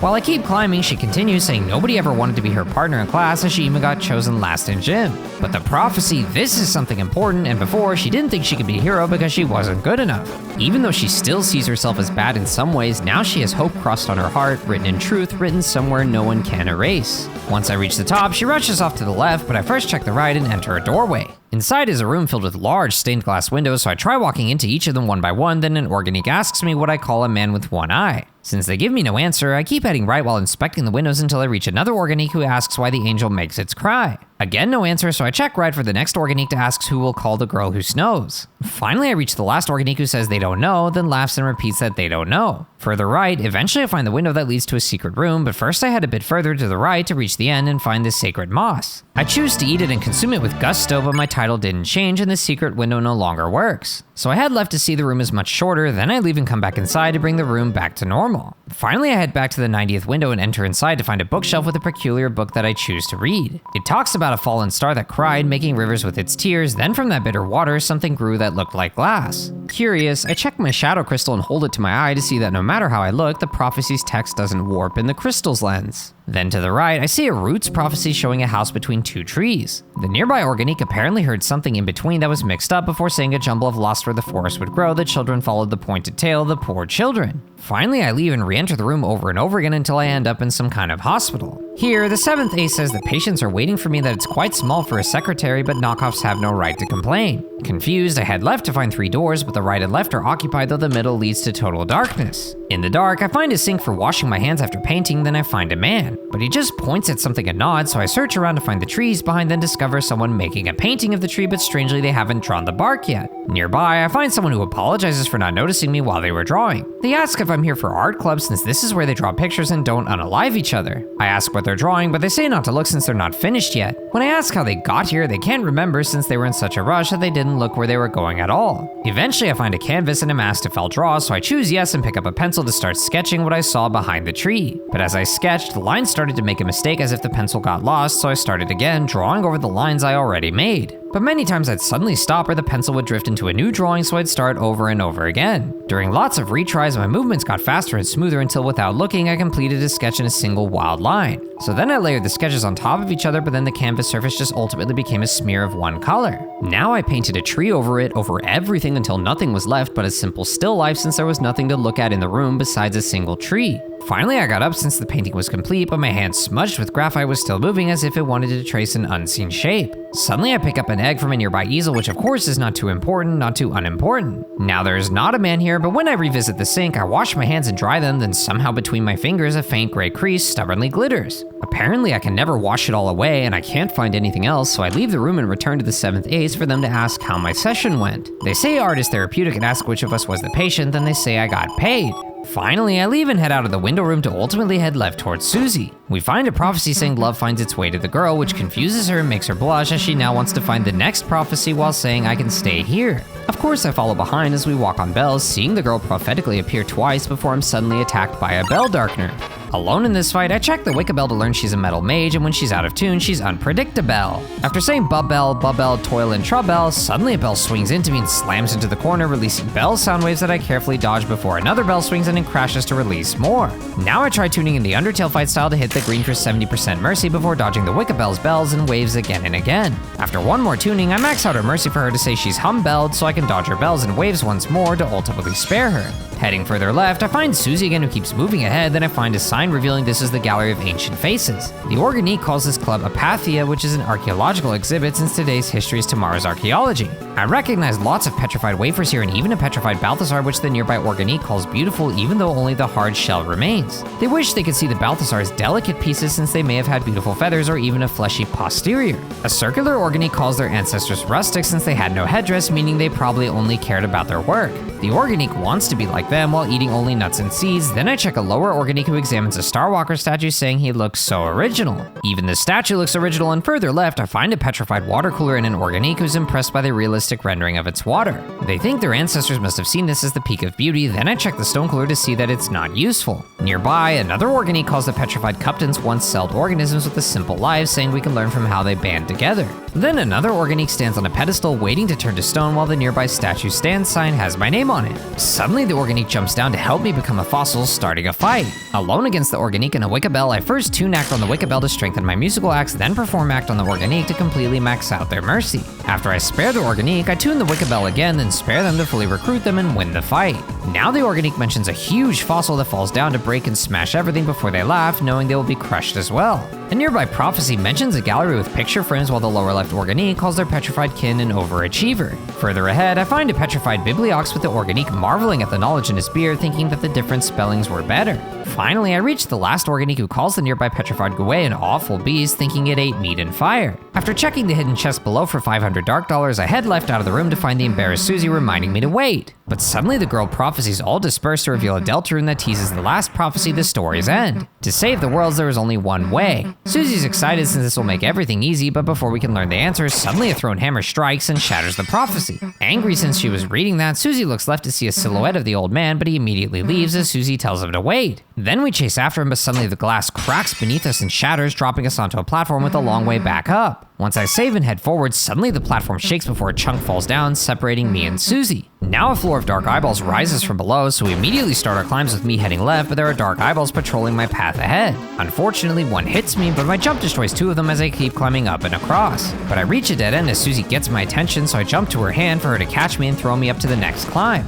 Now there are unavoidable dark balls in my way, so I dash through them to destroy them until I eventually reach Susie surrounded by dark balls since her attacks aren't working. So I destroy the balls myself, which frees her up to climb as she thanks me. Following her, I jump to her hand again for her to toss me to a higher climb, then I carefully keep jumping and slashing the dark balls as my grip points fall away. Suddenly water appears above, but I quickly dodge to the side and climb up. But just as I'm close to the top, the higher climb points fall and water appears again to wash me down. Thankfully, Susie catches me and tosses me back up to a grip wall. So I quickly climb left and up as we race against the ball swarm, then reach the upper path that shatters behind us as we rush left. Thankfully, we manage to escape the swarm and reach solid ground as Susie collapses in exhaustion. But suddenly she notices something ahead and rushes past me, telling me to come. So I follow behind for us to reach the old man's study, then Susie thinks he was leading us here, so now we just need to find him. First, I check the nearby teacup and try to take some tea, but Susie angrily says that's the old man, so I'll have to leave some money. I can buy Rapso tea for 99 D-dollars, so I give a $100 bill for Susie to realize we need change, but she doesn't want to do that, so I pay an extra $1 for the tea. Heading upstairs, Susie stops to ask if I think the old man would want to come to our castle town before deciding he obviously would. She realizes she'd have to steal the hammer, but she thinks he'd be okay with it. Once we're back downstairs, we head through the central door to reach the library, then explore left as it gets dark. Once Susie realizes how dark it is, she notices the old man's silhouette ahead and calls out to him, but he walks away. She asks where he's going, then tells me to follow him, so I keep guiding us left as it gets darker until only my steps give off any light. Stumbling through this dark maze, I find the old man and follow him, but he goes through a wall. So I go around the wall, but he runs off as Susie tells him to slow down since we're trying to talk to him. As I try to follow him through the maze, eventually it gets even darker as Susie says she can't see anything. Suddenly I hear a bell ringing from the left as Susie asks if I heard that, so I say yes, that it's from the left and that it sounds like a church bell. So she rushes left on her own, but as I follow behind, I suddenly hear a violin on my right. Susie asks about it, so I say it's from the right and sounds like a violin, then she rushes to the right on her own, but suddenly gasps before a loud crash. She reveals she slipped and fell down somewhere, but she tells me to stay there while she looks for a way back. I try walking to find her, but now in complete darkness, there's nothing I can do but close my eyes and think about how Susie is doing. Immediately, I hear her wondering how she's getting back to me, so she tries listening around her, then hears what she believes is the old man. She calls out to him, saying we've been looking for him since we need the door code, but then he just gets closer. Confused, Susie asks if he's okay, but then suddenly he jumps up towards Susie and strikes as she barely dodges him, then he laughs. Now a fight begins as Susie asks what he's doing and why he's attacking her, wondering if he's trying to teach her something. Immediately, he green waves me into blocking mode as the left side flashes saying left, left, left, then 3 arrows appear from the left as I block. Next is right, right, right as I block 3 arrows from the right, then Susie wonders what's going on, reminding him that she's Susie, his friend. But he just responds with a left, right, left arrow combo followed by a right, left, right. Susie asks if he recognizes her, then demands him to say something before swinging at him and missing. But he responds with a left, left, right, left, followed by a left, left, right, right. Susie doesn't want to hurt him, but still he responds left, right, left, right, right, left, left, right, up, up. Now he leaps towards Susie again as she dodges once more, but then suddenly he attacks again, though this time I block it with my shield and repel him back. Susie realizes I'm here and says there's something wrong with the old man, so we've got to figure out how to get through to him. Our TP gain is reduced in the dark, so I try talking to the mystery figure, but nothing happens, and Susie wonders why he doesn't recognize her and says we have to stop him before anyone gets hurt. Now he responds with a left, up, followed by a right, up, right, left, so I try talking again, but nothing happens. Susie realizes she messed up by making this dark world to see the old man again, even though he's already deceased. Now quickly I block right, right, left, left, up, right. My talking still doesn't help, then Susie calls out to him admitting she messed up, but we can bring him to our castle town where he'll be all better. Again he responds with left, right, up, right, up, left, up, right, left. Suddenly it's left as he slams down from above and hits me. Susie insists we don't have to hurt him and he doesn't have to hurt us, but he starts slamming from above again and again as I struggle to move out of the way. Now Susie reminds me that Rousey could show up and pacify him, so we just gotta wait for the old man to get tired. Well, he responds with accelerating left, right, up, left, up, left, up, before slamming down from above again and again. Fed up, Susie says she knows something he's gotta recognize as she charges up her heels, certain that he didn't forget it. But once she launches the heel, it reveals the imposter, which shocks her as she wonders what happened. As the creature laughs, suddenly a Rousey silhouette strikes it with his scarf, shattering the statue to pieces. Then the room lights up as Rousey is revealed, explaining that this wasn't the old man. Apparently one of the old man-shaped statues from his studies started moving when Susie made this dark world. As for the real old man, Rousey reveals he's not in this world, since darkness patterned after the memory of a loved one only appear in very specific darknesses. Susie shakes her fist as Rousey explains not even Castletown might work, then she angrily questions why he didn't say something before.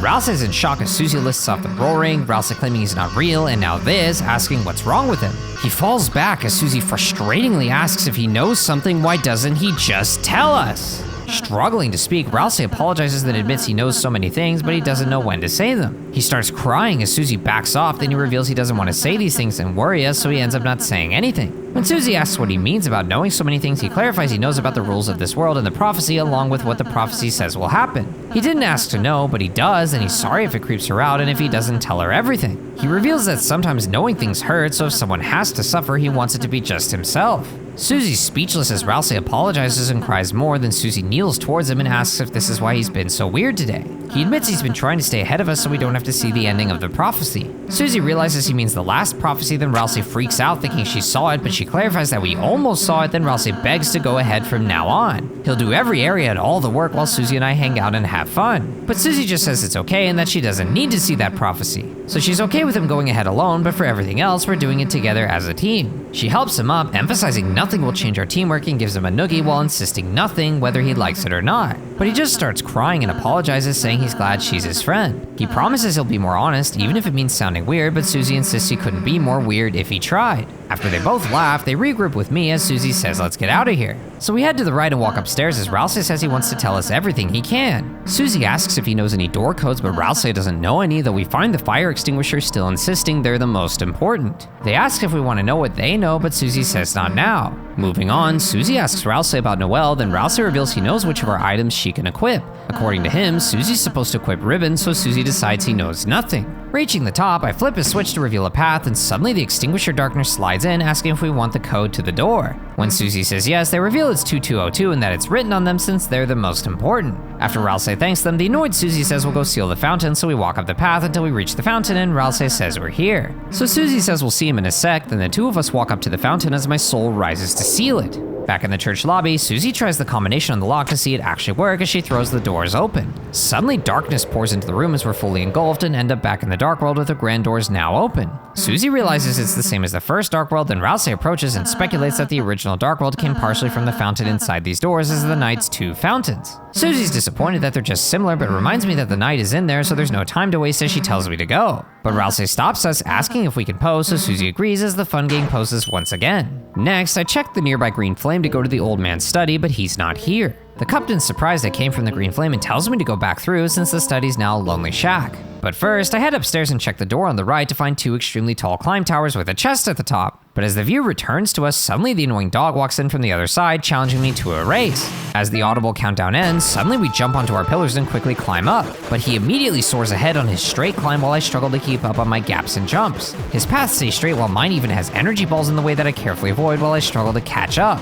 Thankfully, it seems like Toby's getting tired as I eventually jump past the gaps and avoid even more energy balls to reach a straight climb of my own. Oh my gosh, I might actually win. Ha! Sucks to suck, Toby! Bro bozzies, broest of the What? No! That's cheating! That's cheating! You dirty cheater. Kill him! No, you already took my artifact in Undertale. You do not take it here. Oh. Oh, okay, that's fine.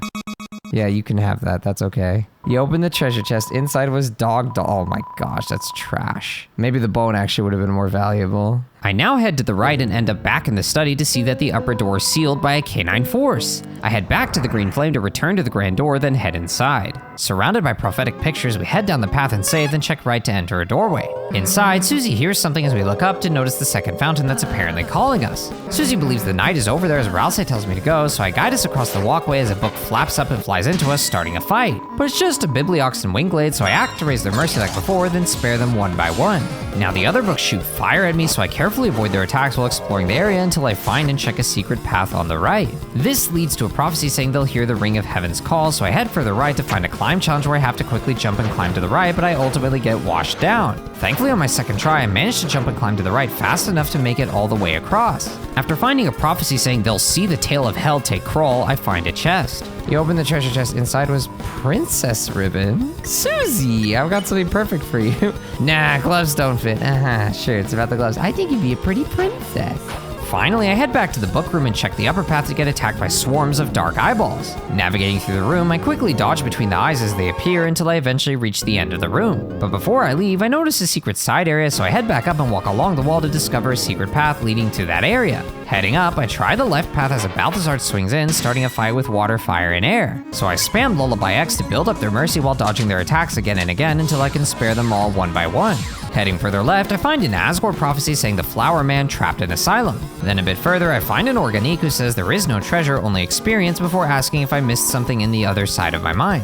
I answer no, which they confirm is true, calling themselves an unbeliever that should be a statue. After they say they're all liars and it's fun, I head all the way to the right and find the angel banished will finally meet with its desire. Susie comments on the picture, fearfully wondering what on earth it is. Rouse confirms it's the angel in its true appearance as Susie's still creeped out. I can't see the picture, but checking it makes me feel strange, so I don't investigate further.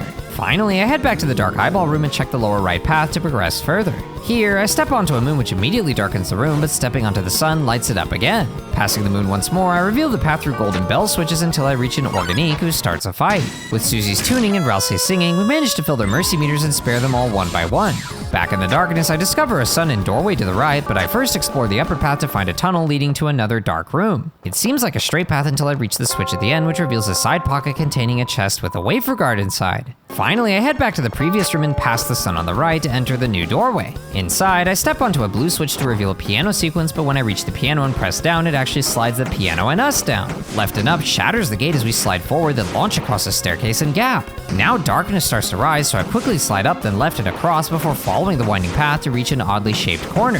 Thankfully, I quickly bounce to the middle and slide up to jump another staircase, then bounce around to solve another pair of puzzles back to back until I can launch us across the final staircase to safely reach the doorway. Inside Inside is a save point along with a pink flame that can transport us to the start and back, plus a bell that I can use to ring out judgment. It decrees that I've been kind since I spared everyone I could, so finally we head up the stairs. Reaching a glass tower, Rousey senses the fountain, saying he can feel it just past this wall. But suddenly the knight summons 3 swords that shatter the wall in front of us. Susie gets upset since we can't climb now, but suddenly we hear friends need help as Jack and the Sun shows up, but Rousey insists it's dangerous. Susie tells him to go back to the study, but Jack says he's not afraid since we helped him overcome depression and loneliness, so now he wants to help us climb. With no other way up, Susie gives in as Jackenstein jumps and grabs onto the upper wall, then we climb up onto his back. As Jackenstein climbs the tower, the glass begins to crack, but we're doing fine until the wall becomes thin. So Jack climbs more carefully, but suddenly the knight's sword stabs the wall above us, forcing us down as Jack says not to worry. But then the knight's swords destroy our wall, which makes us all fall. Fortunately, we rise from below since a Cupton stack caught us, which surprises Susie. They apologize for figuring this out late, but now recognize that we're the heroes. They appreciate our legendary kindness as the stack shows Starwalker and all our church recruits. So they came to help us and encourage us against the knight as they toss us 3 all the way to the top. Rousey thanks them as Susie realizes being nice pays off, but now wants to wreck the knight. After I switch to the black shard sword, we head into the next room, but as we proceed, it gets dark, so Rousey says to stick together. Progressing back to back, the room gets even darker until it's pitch black, then the knight strikes from the shadows. Susie's shocked, but we keep moving forward, though suddenly the knight strikes again and again. Susie's upset since it's too dark to see, so if this keeps up, but suddenly my soul appears and shines a bright light, which surprises Rousey as Susie asks what that is. But now I can see, so we slowly make our way up as the knight summons swords to stab us that I carefully dodge. I manage to dodge between the clusters of swords as well again and again, even as there are only small gaps to dodge through. But eventually an unavoidable wall of swords comes down, striking me to the floor as Rousey and Susie help me up. Then another sword wall appears that drops me to 1 HP as my friends help me up once more. Again another wall appears, but suddenly Susie jumps in to take the hit as Rousey asks what she's doing, then she says she won't let me hog all the bullets. Now she leads the charge as another wall drops her down to 1 HP, but then another appears as Rousey jumps in to take the hit. He says as long as there's pain he can take in our place, he'll be there for us. 1 wall later and we're all down to 1 HP, but thankfully we reach the doorway as my light calms down and Rousey realizes we made it. Once Susie says let's finish this, we enter the doorway and save once more, then check the red flame to see it takes us to the pink flame and back. But just before we proceed, suddenly a bright spotlight appears back near the great door. So we use the flames to teleport all the way back and walk out the door to reach the light. Apparently it's a way back to the light world, so I decide to go back to Castletown, but Susie doesn't want to leave, so Rousey stays as well. Then Susie tells me to be quick and not mess around, which Rousey confirms, so I ascend up and out alone. Back in Castletown, I head up to find sections gated off with Lancer playing the tuba as others dance around. So I enter the TV building and find a note by Mike's door revealing the password is 6453, then input the code and enter inside. After I pass several Finger Mike statues, I find a cat-eared statue and pet it to remove the statue so I can proceed. Up ahead is another cat statue, but it's too tall to pet, so I continue forward past high shelves and a drawer until I find a terrified mouse. Once I pet vanish the cat statue, the mouse considers me its hero and turns into a hand that I can control with my mouse. Hat! Hatsy Snootsy! Opening the drawer grants me another hat, and after grabbing a couple more hats, I pet the tall cat statue to reveal a chest with a TV dinner inside. Back in the previous room, I pet vanish the wall of cat statues, then interact with a microphone crystal to calibrate my actual microphone before entering the mic door. Inside, someone angrily asks what I'm doing here and if I read the door. I reply with no, it said Mike, then the person calls me out on my lie before asking if I think I'm Mike. I say yes, and the figure calls me wrong, saying there's only one real Mike, which he reveals as himself. Suddenly a fight begins, but all I can do is pet Mike, who greets me as Motormouth Mike before demanding that I leave and threatening me with his 48 volts. Trapped in a box, I can't move, but speaking into my mic flaps me up into the air to dodge over Mike's clapping mics. But after dodging over Mike's next attack, I'm told to shut it, so I silence myself to fall to the ground right under Mike's wall of shushing mics. Now I'm dancing and can still only pet Mike, who's called Motormouth because he never stops talking. After he demands I leave, I make noise to fly over clapping mics, but I stop talking too soon and fall through them. Quickly, I fly up again, but I'm too late to quiet down and get hit by the shushing mics. Now I speak at normal volume to carefully weave between sliding ceiling and floor mics before petting myself to eat a healing apple. After Mike reveals he's Tennis' favorite and is always there for him, doing everything for him, it's time for a quick applause again, followed by an immediate shushing as I struggle to speak at normal volume and get hit.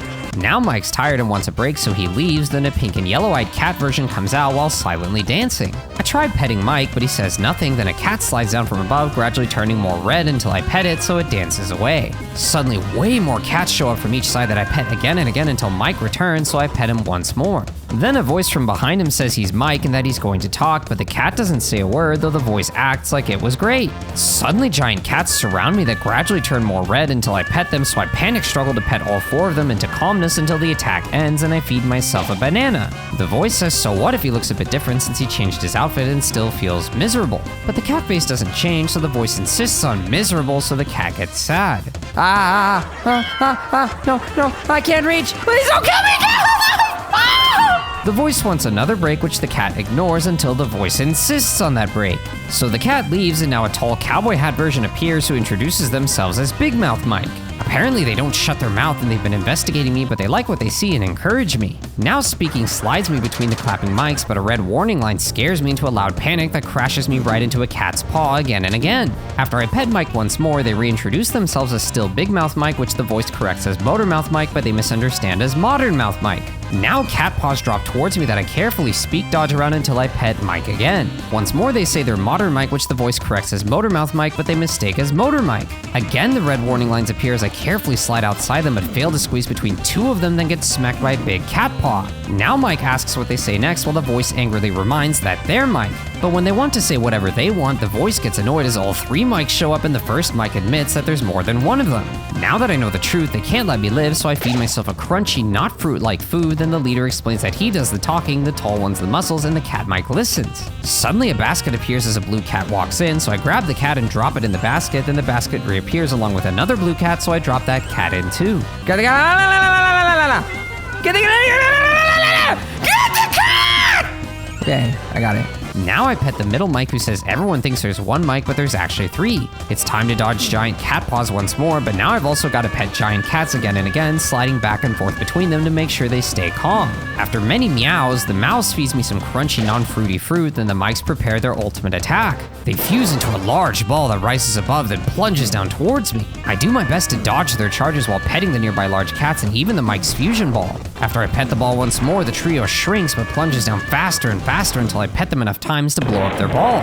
Frustrated, Cowboy Hat Mike wants to use their normal attacks, but the leader says no before insisting these are their normal attacks. But Cowboy Mike tells Cat Mike to pull out his gun, then suddenly the 2 reveal themselves as a shadow guy and a zapper. Mike quickly calls timeout and the battle ends, then he admits that to help Tenna he needed more mics, but remembers that he's the only real one and tells me to beat up the fakes. But the shadow guy reveals that this mic is actually just a Pippin, so he admits that none of them are Mike, they just run Mike's room. Apparently Tenna sometimes comes to visit, and if Mike isn't there, Tenna gets upset at them. But Mike has never been here, so to prevent Tenna from getting mad, they started taking turns pretending to be Mike. Somehow it actually worked since Tenna believed it, which is why they couldn't let me learn the truth. But now that I know, he has just one question: who is Mike? They've never seen him, but somehow when Tenna asks Mike for something, either Tenna does it, they do it, or it just somehow happens. Is Mike even real? Why is he so special? Suddenly the zapper asks if it's them, that they're all actually Mike. But the Pippins then wonders where the idea of Mike came from before pointing at me and wondering if I'm Mike. Eventually the Pippins calms down and gives up, then all 3 of them leave. So I walk all the way to the right for the path to gradually disappear until suddenly a very large, realistic microphone appears. Nothing really happens and it eventually fades away, so I head all the way back and out of the room for the door to suddenly explode into a cat door. Of course, I head back in, then find the mic trio disguised again and find a mouse, which gives me control once more. The first mic reveals they came back because there can't be no mic or more than one, so they want me to decide who the real mic is. Apparently I'll have to fight them all through minigames, and whoever I get the most points against will be the real mic. In Small Mike's Batat game, I'll have to use mouse to avoid dangerous batat. In Cowboy Hat Mike's Jongler game, I'll have to use volume and mouse to toss falling toys into the hoop. In Cat Mike's Pluie game, I'll have to avoid the rain and bring cats to the basket. So I drag Cat Mike in first to play his game, then pet him to start. Suddenly my soul is walking with shoes and picking up blue cats to carry them to the basket. After the second cat, it starts raining, so I carefully carry 2 more cats over, but then their shelter disappears and the other strays rain from the sky. I struggle to catch them all before they splash onto the ground as rain strikes my soul and damages me twice. In my rush to grab more cats, a third drop strikes me, ending my run at 165 points. So I back out and drag in Cowboy Hat Mike for their game and pet to start. I need to throw the cats into the hoop, but my voice controls gravity, so I make plenty of noise after my tosses to make the cats fall into the hoop.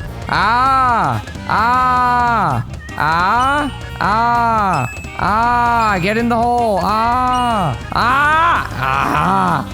Get in the hole! Oh my gosh, are you serious right now? After several frustrating failed tosses, I eventually finish on the score of 560 points, then back out to try Small Mike's Batat game. Sliding through a tunnel, I carefully pet every cat I see, then I somehow pick up a cat to level it into other cats until I run out of fuel and finish at 786 points. But I want Cat Mike to be the real Mike, so I slide him back in to play again and try for a higher score. Eventually I realize that I can throw the cats to the basket and combo them back to back to get even more points. But if I drop too many cats, Pluie levels will rise as homing red droplets swarm me and quickly end my run. After trying enough times, I eventually reach 444 points, but that's still not enough, so I interact with a Michael bomb in the corner to reset everyone's points to 0. Now I replay Cat Mike's minigame and carefully toss the cats while dodging the rain to earn 567 points. Then I throw Small Mike's game for 341 points and Cowboy Hat Mike's game for 20 points, which makes Cat Mike's score the highest. Now I talk to Small Mike and ask who's Mike for him to be shocked at Cat Mike winning and upset at me for getting people to think Mike is a cat. In his eyes, I see pink and yellow and think, oh, a friend, but that doesn't make him my friend and those teeth can bite. Satisfied, I head out of the room and TV building all the way back to the light to fly back to my friends. After Susie says I took too long and Rouse hopes I had fun, I use the flames to teleport back to the fountain and finally head along the path as it suddenly starts fragmenting behind us. So I quickly run us to the end as Susie suddenly realizes that the knight is here. She tries rebustering the knight, but they just dodge again and again as we ultimately rush towards them. She says the knight can't run this time and insists it's over since the fountain's right behind them, so we don't need to beat them but just to get past them. Confident, she says the knight can't beat us in the light world, which is why they keep running, but then the knight just starts laughing as Susie nervously asks why. She thinks it's because she's right and insists that once the fountain's closed, it's over, but then the knight aims their sword as Rouse panics, shouting not to make another fountain. But it's too late as the knight flies up and spreads multiple blades that stab into the ground and create a massive bright blue flash towering all the way above. Once the fountain's created, suddenly fragments surround it in a hard layer that cracks to reveal eyes in the darkness. Then a giant fist punches through the side before opening to reveal a palm eye that searches and finds us before charging a massive laser towards us that we barely manage to dodge. Terrified, Susie asks what that is as Rouse reveals it's a Titan before it tries to laser us once again. With no time to explain, Rouse tells us to climb on since it won't attack itself. So we climb on one by one as I work my way up, but cracks appear showing the fountain inside. As I climb higher, my path is blocked by cracks that I jump past while avoiding patrolling dark eyes. The Titan watches as I climb, pouring dark water in my way that I quickly dodge past. Further up, the path fragments in front of me, so I jump right while slashing dark eyes, then make my way up. Unfortunately, once I jump across, my grab point breaks, dropping me below as I jump slash through the eyes once more, then try the left path. Carefully, I avoid the falling dark water, then head right to climb the upper path. Here, I'm trapped between danger balls as I quickly move left and jump over a narrow strip. Dark water falls from above as I dodge from strip to strip again and again until I make it above them. A couple jumps and clashes later, I climb up a new strip, but it fragments and drops me to a lower wall. Now lots of dark water falls from above, so I carefully squeeze between the falls and gradually work my way up until I finally make it through. Next, I need to jump between circling energy balls little by little until I eventually reach the top. Here, I find a giant Titan Eye that I can jump slash into again and again to damage them until I fall back with the others. Susie's exhausted but thinks we're safe, though Rouse says only for now since the Titan will eventually find us. Susie asks what the Titan is, then Rouse explains that when the fountain's power becomes too strong and the flow of darkness roars wild, it makes a Titan. It's the fear of dark, the bump of the night, the shadow of the backside of your mind. It has no consciousness and only exists to destroy, so Susie nervously asks how we can defeat it. But Rouse thinks we can't because it's hatching so fast, though since I can seal fountains, maybe because the Titan is like a fountain, I could. Suddenly the Titan's hand pulls down the ground behind us as Rouse realizes it found us, so we start running and flying away from the Titan's constant slams. Once we're up the stairs, Rouse tells me to quickly find a place to climb back on, so I find us a balcony as Rouse says we can jump here to make it back on. Once I select jump down, suddenly the room darkens as dark fetuses appear all around us. Rouse shockingly realizes the Titan is already spawning, then suddenly we're in a fight against two of them as darkness constricts us, reducing TP gain outside of a mystery source. I check one to learn it has 30 attack and 200 defense while being a shard of fear that appears in places of deep dark. Apparently I can expose it to light and gather courage to gain TP then banish it, so as the spawn approach my bright soul, I shine my light to dissolve them into courage that I pick up to raise my TP. After absorbing several of them, I hear my heart beating in my ears, then try the brighten act to make my soul shine brighter. My larger light circle helps me a lot until red spinning eyes appear that rush me while being immune to my light. Thankfully I avoid them while absorbing more TP, so after I masked when I started being myself, I brighten again. Now even more spawn rush me down that I dissolve into TP again and again while avoiding the invincible dark red eyes. Once more I brighten and shine down the spawn to absorb their TP until the atmosphere feels tense so I can use banish. My soul emits a brilliant light that envelops both spawn, completely purifying them and winning winning me the fight. Once Rousey asks if we're alright, Susie says yes and that we should get back on the Titan. So I choose jump down, then we jump one by one as my friends climb up ahead with darkness rising from below. Quickly I climb upwards while avoiding falling dark eyes and slashing through several more until I reach strips with falling dark water. Carefully I jump from strip to avoid the dark liquid until I accidentally jump into one and take damage. A little further and after getting hit again, I manage to escape the dark tears and now jump past circling light balls while waiting for an opening in the next cluster. Once I'm in, I carefully slide across between the dark tears and climb and jump upwards between more circling light balls again and again. Jumping through one damages me, but little by little I reach the top and squeeze between the final double orb patrol until the path ahead fragments as I jump from platform to platform. Once I make it through, I work my way up the winding path as Susie tells me to go to her. Immediately I charge jump up, then she catches and throws me very high up, so I land onto a platform along with her and Rousey. Completely exhausted, she realizes we can't go much higher, then notices Rousey struggling as he insists he's fine. Immediately Susie charges and shoots her heal through us to max us out as Rousey gets up and faces her all surprised. But the strained Susie says don't mention it and let's go, so I guide us to the right and find the world basked in purest light. Beneath it grew eternal night prophecy again. Then the light and dark both burning dire, a countdown to the earth's expire, along with it fountains free, the roaring cries, and titans shaped from darkened eyes. Just a bit further is the edge of the cliff as darkness rises and Susie realizes this is the end of the line. Rousey agrees and Susie thinks now we just wait for the Titan, but Rousey disagrees as suddenly a large fragmented crescent appears and Rousey clarifies the Titan has already been here all along. Immediately Susie calls it an idiot and insists we're heroes with a prophesied future that we haven't reached yet. So she demands it to leave, otherwise when she stops being scared, she'll chop it in half. Suddenly the Titan reveals itself and unfurls its giant white wings to show its head. But Susie still encourages us to fight as the battle begins and darkness constricts us, reducing TP gain outside of a mystery source. Since I need 80% TP to unleash, I first check the Titan to learn it has 40 attack, 800 defense, and is the Fear of Dark, which appears in many forms. I'll have to use Axe to survive, expose darkness to light, and gather courage to gain TP so I can use Unleash to reveal the weak point. Now the Titan swarms me with its spawn in the dark red eyes, so I do my best to dissolve the spawn and gather TP again and again, but sadly take a hit. As the darkness gives a long gaze, slithering like a snake, I use Brighten so my soul shines brighter. But now large dark fish swim towards me that I struggle to fully dissolve before rewarding me with several clumps of TP. Now feeling my heart being gripped, suddenly the Titan's claws surround me before closing in on me as I barely dodge above them and dissolve one. Then as they spread, dark orbs are released, so I carefully squeeze between their second merge and dissolve 3 more claws for several glowing clumps of TP. Now the ground shudders as a swarm approaches, so I brighten as armies of Titan spawn rush me once more, but I easily dissolve them one by one while dodging the dark red eyes and absorbing the TP. One brighten later and I'm dissolving dark fish again and actually managed to max out my TP. The atmosphere feels tense, so I use Unleash to have my soul release a powerful light which dissolves the Titan's face barrier.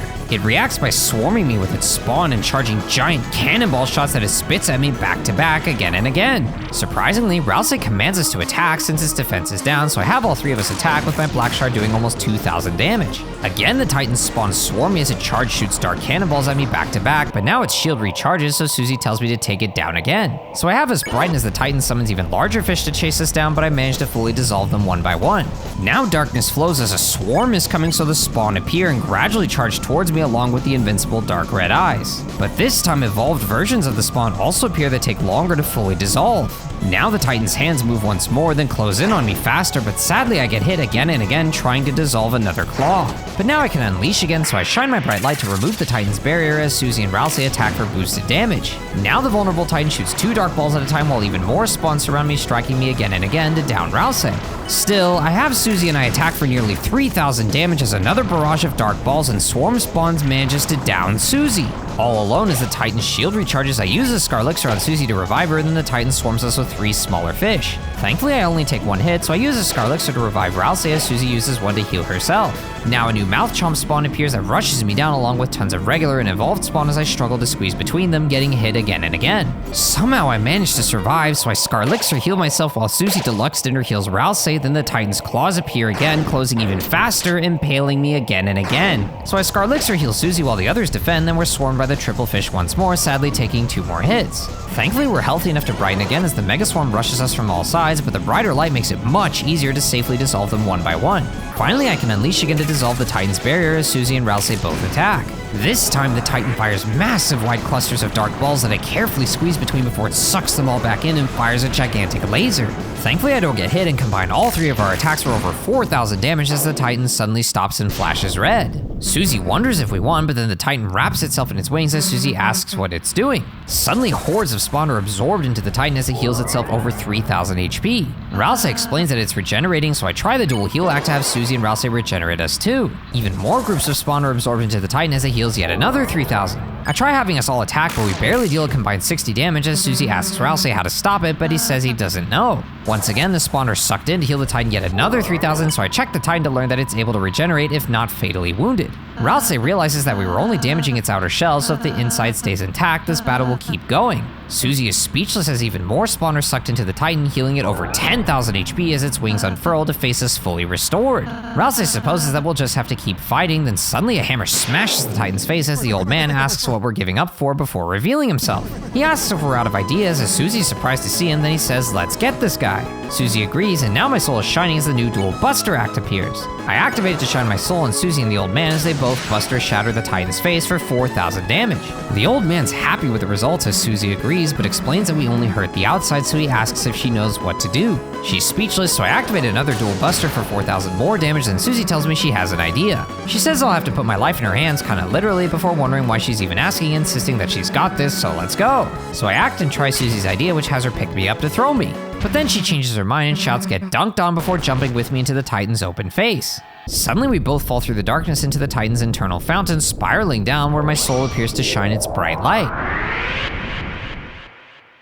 Now we're back at the bottom as Susie realizes we did it and asks about my red heart thing, wondering what it is. But she suddenly remembers the old man and wants to talk to him, then runs off. Now Ralsei shows up, happy I'm alright and surprised Susie's plan worked and that we defeated a Titan, which gives him hope. But then he panics, asking where Susie is before rushing off and calling out to her. So I follow him into the next room to find him terrified in front of the story's end prophecy before he rushes ahead, shouting at Susie to stop. Following behind, I see the prophecy continues, saying, "And then when all hope is lost" for the tale, followed by the final tragedy unveils. Then to save the world, there is only one way, as Ralsei begs Susie not to look, then glass suddenly shatters as we catch up to Susie with a bloody fist. Ralsei panics, apologizing again and again to her before she tells him to shut up and then suddenly starts laughing. She mocks him for apologizing and being worried about this prophecy, calling it stupid. She says it would never happen since she wouldn't let it happen, I wouldn't let it happen, and obviously Ralsei wouldn't let it happen. So she feels Ralsei should laugh like her since the prophecy is stupid. Raising her bloody hand to his cheek, she tells him to stop crying and that everything will be alright before calling out to me for us to go seal the fountain. Once she leaves to the right, I check on Ralsei for him to say Susie is a really nice person and wonders how she can be so kind. He apologizes to me for not revealing the whole prophecy at first since he thought if he said something different and we did something different and were kind enough, maybe the prophecy would change. But sadly, no matter what we do, our fate is already decided.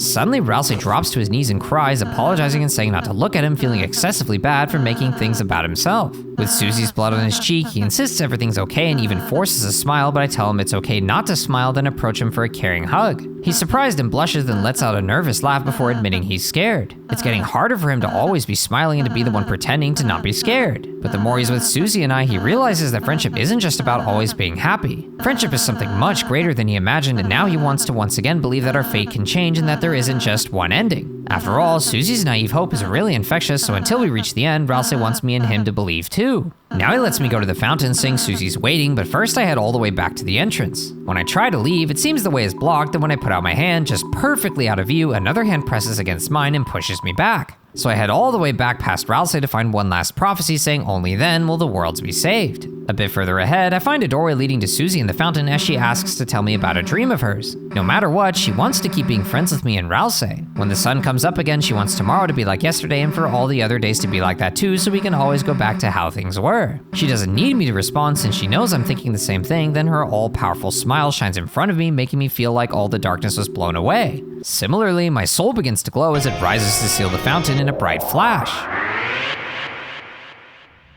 Back in the church, Susie calls out to Toriel in the night, but nobody responds. She then asks me if Toriel was even here before getting annoyed and deciding for us to leave. After she walks out, I first look around and check the top right door where apparently a large person could fit inside. I choose to turn the doorknob as Chris obeys, but doesn't do anything else, so the door stays closed. Giving up, I finally head outside to find Susie waiting for me as she silently follows behind. As we walk up the street, she says it smells nice after the rain, then I guide us towards the school, but Susie stops me saying we should just go home. Further up the street, I head all the way right and check the door, but Susie says to go to my house. On my way up, I first head all the way right past Flower King to the park to check on Onion, but then Susie and I sit down as she asks if I hear that. Apparently it sounds like someone's playing a song on the other side of the lake, but then I just stare at her, so she asks if she's got something on her face. I look away and try to say what's on my mind, but then Susie asks why I'm talking with my mouth closed. Eventually Susie gets up saying we should go, but I stay seated, so Susie tells me not to howl. Finally, I get up and guide us back to my house and through the front door.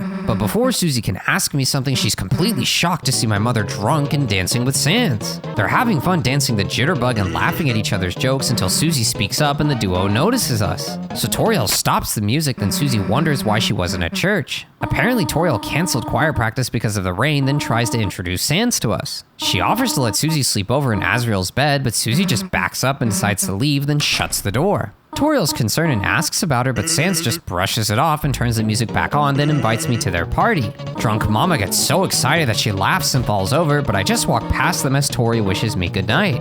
Change the RPM. The hyper booty wiggle. Heading upstairs, suddenly I'm trapped in the heart cage while Chris tosses and turns, trying to drown out Tori and Sans' voices with a pillow. Suddenly we hear Susie's voice, then Chris gets out of bed and approaches the window to find Susie talking outside. She says we won't let a mysterious that happen, then walks out in the pouring rain. But before Chris can join her, they get called by that sinister dark voice again, reminding them that they promised. Once it all fades to black, a mysterious voice congratulates me on reaching the halfway mark, but it's still waiting their Deltarune to be continued in Chapter 5, 2026.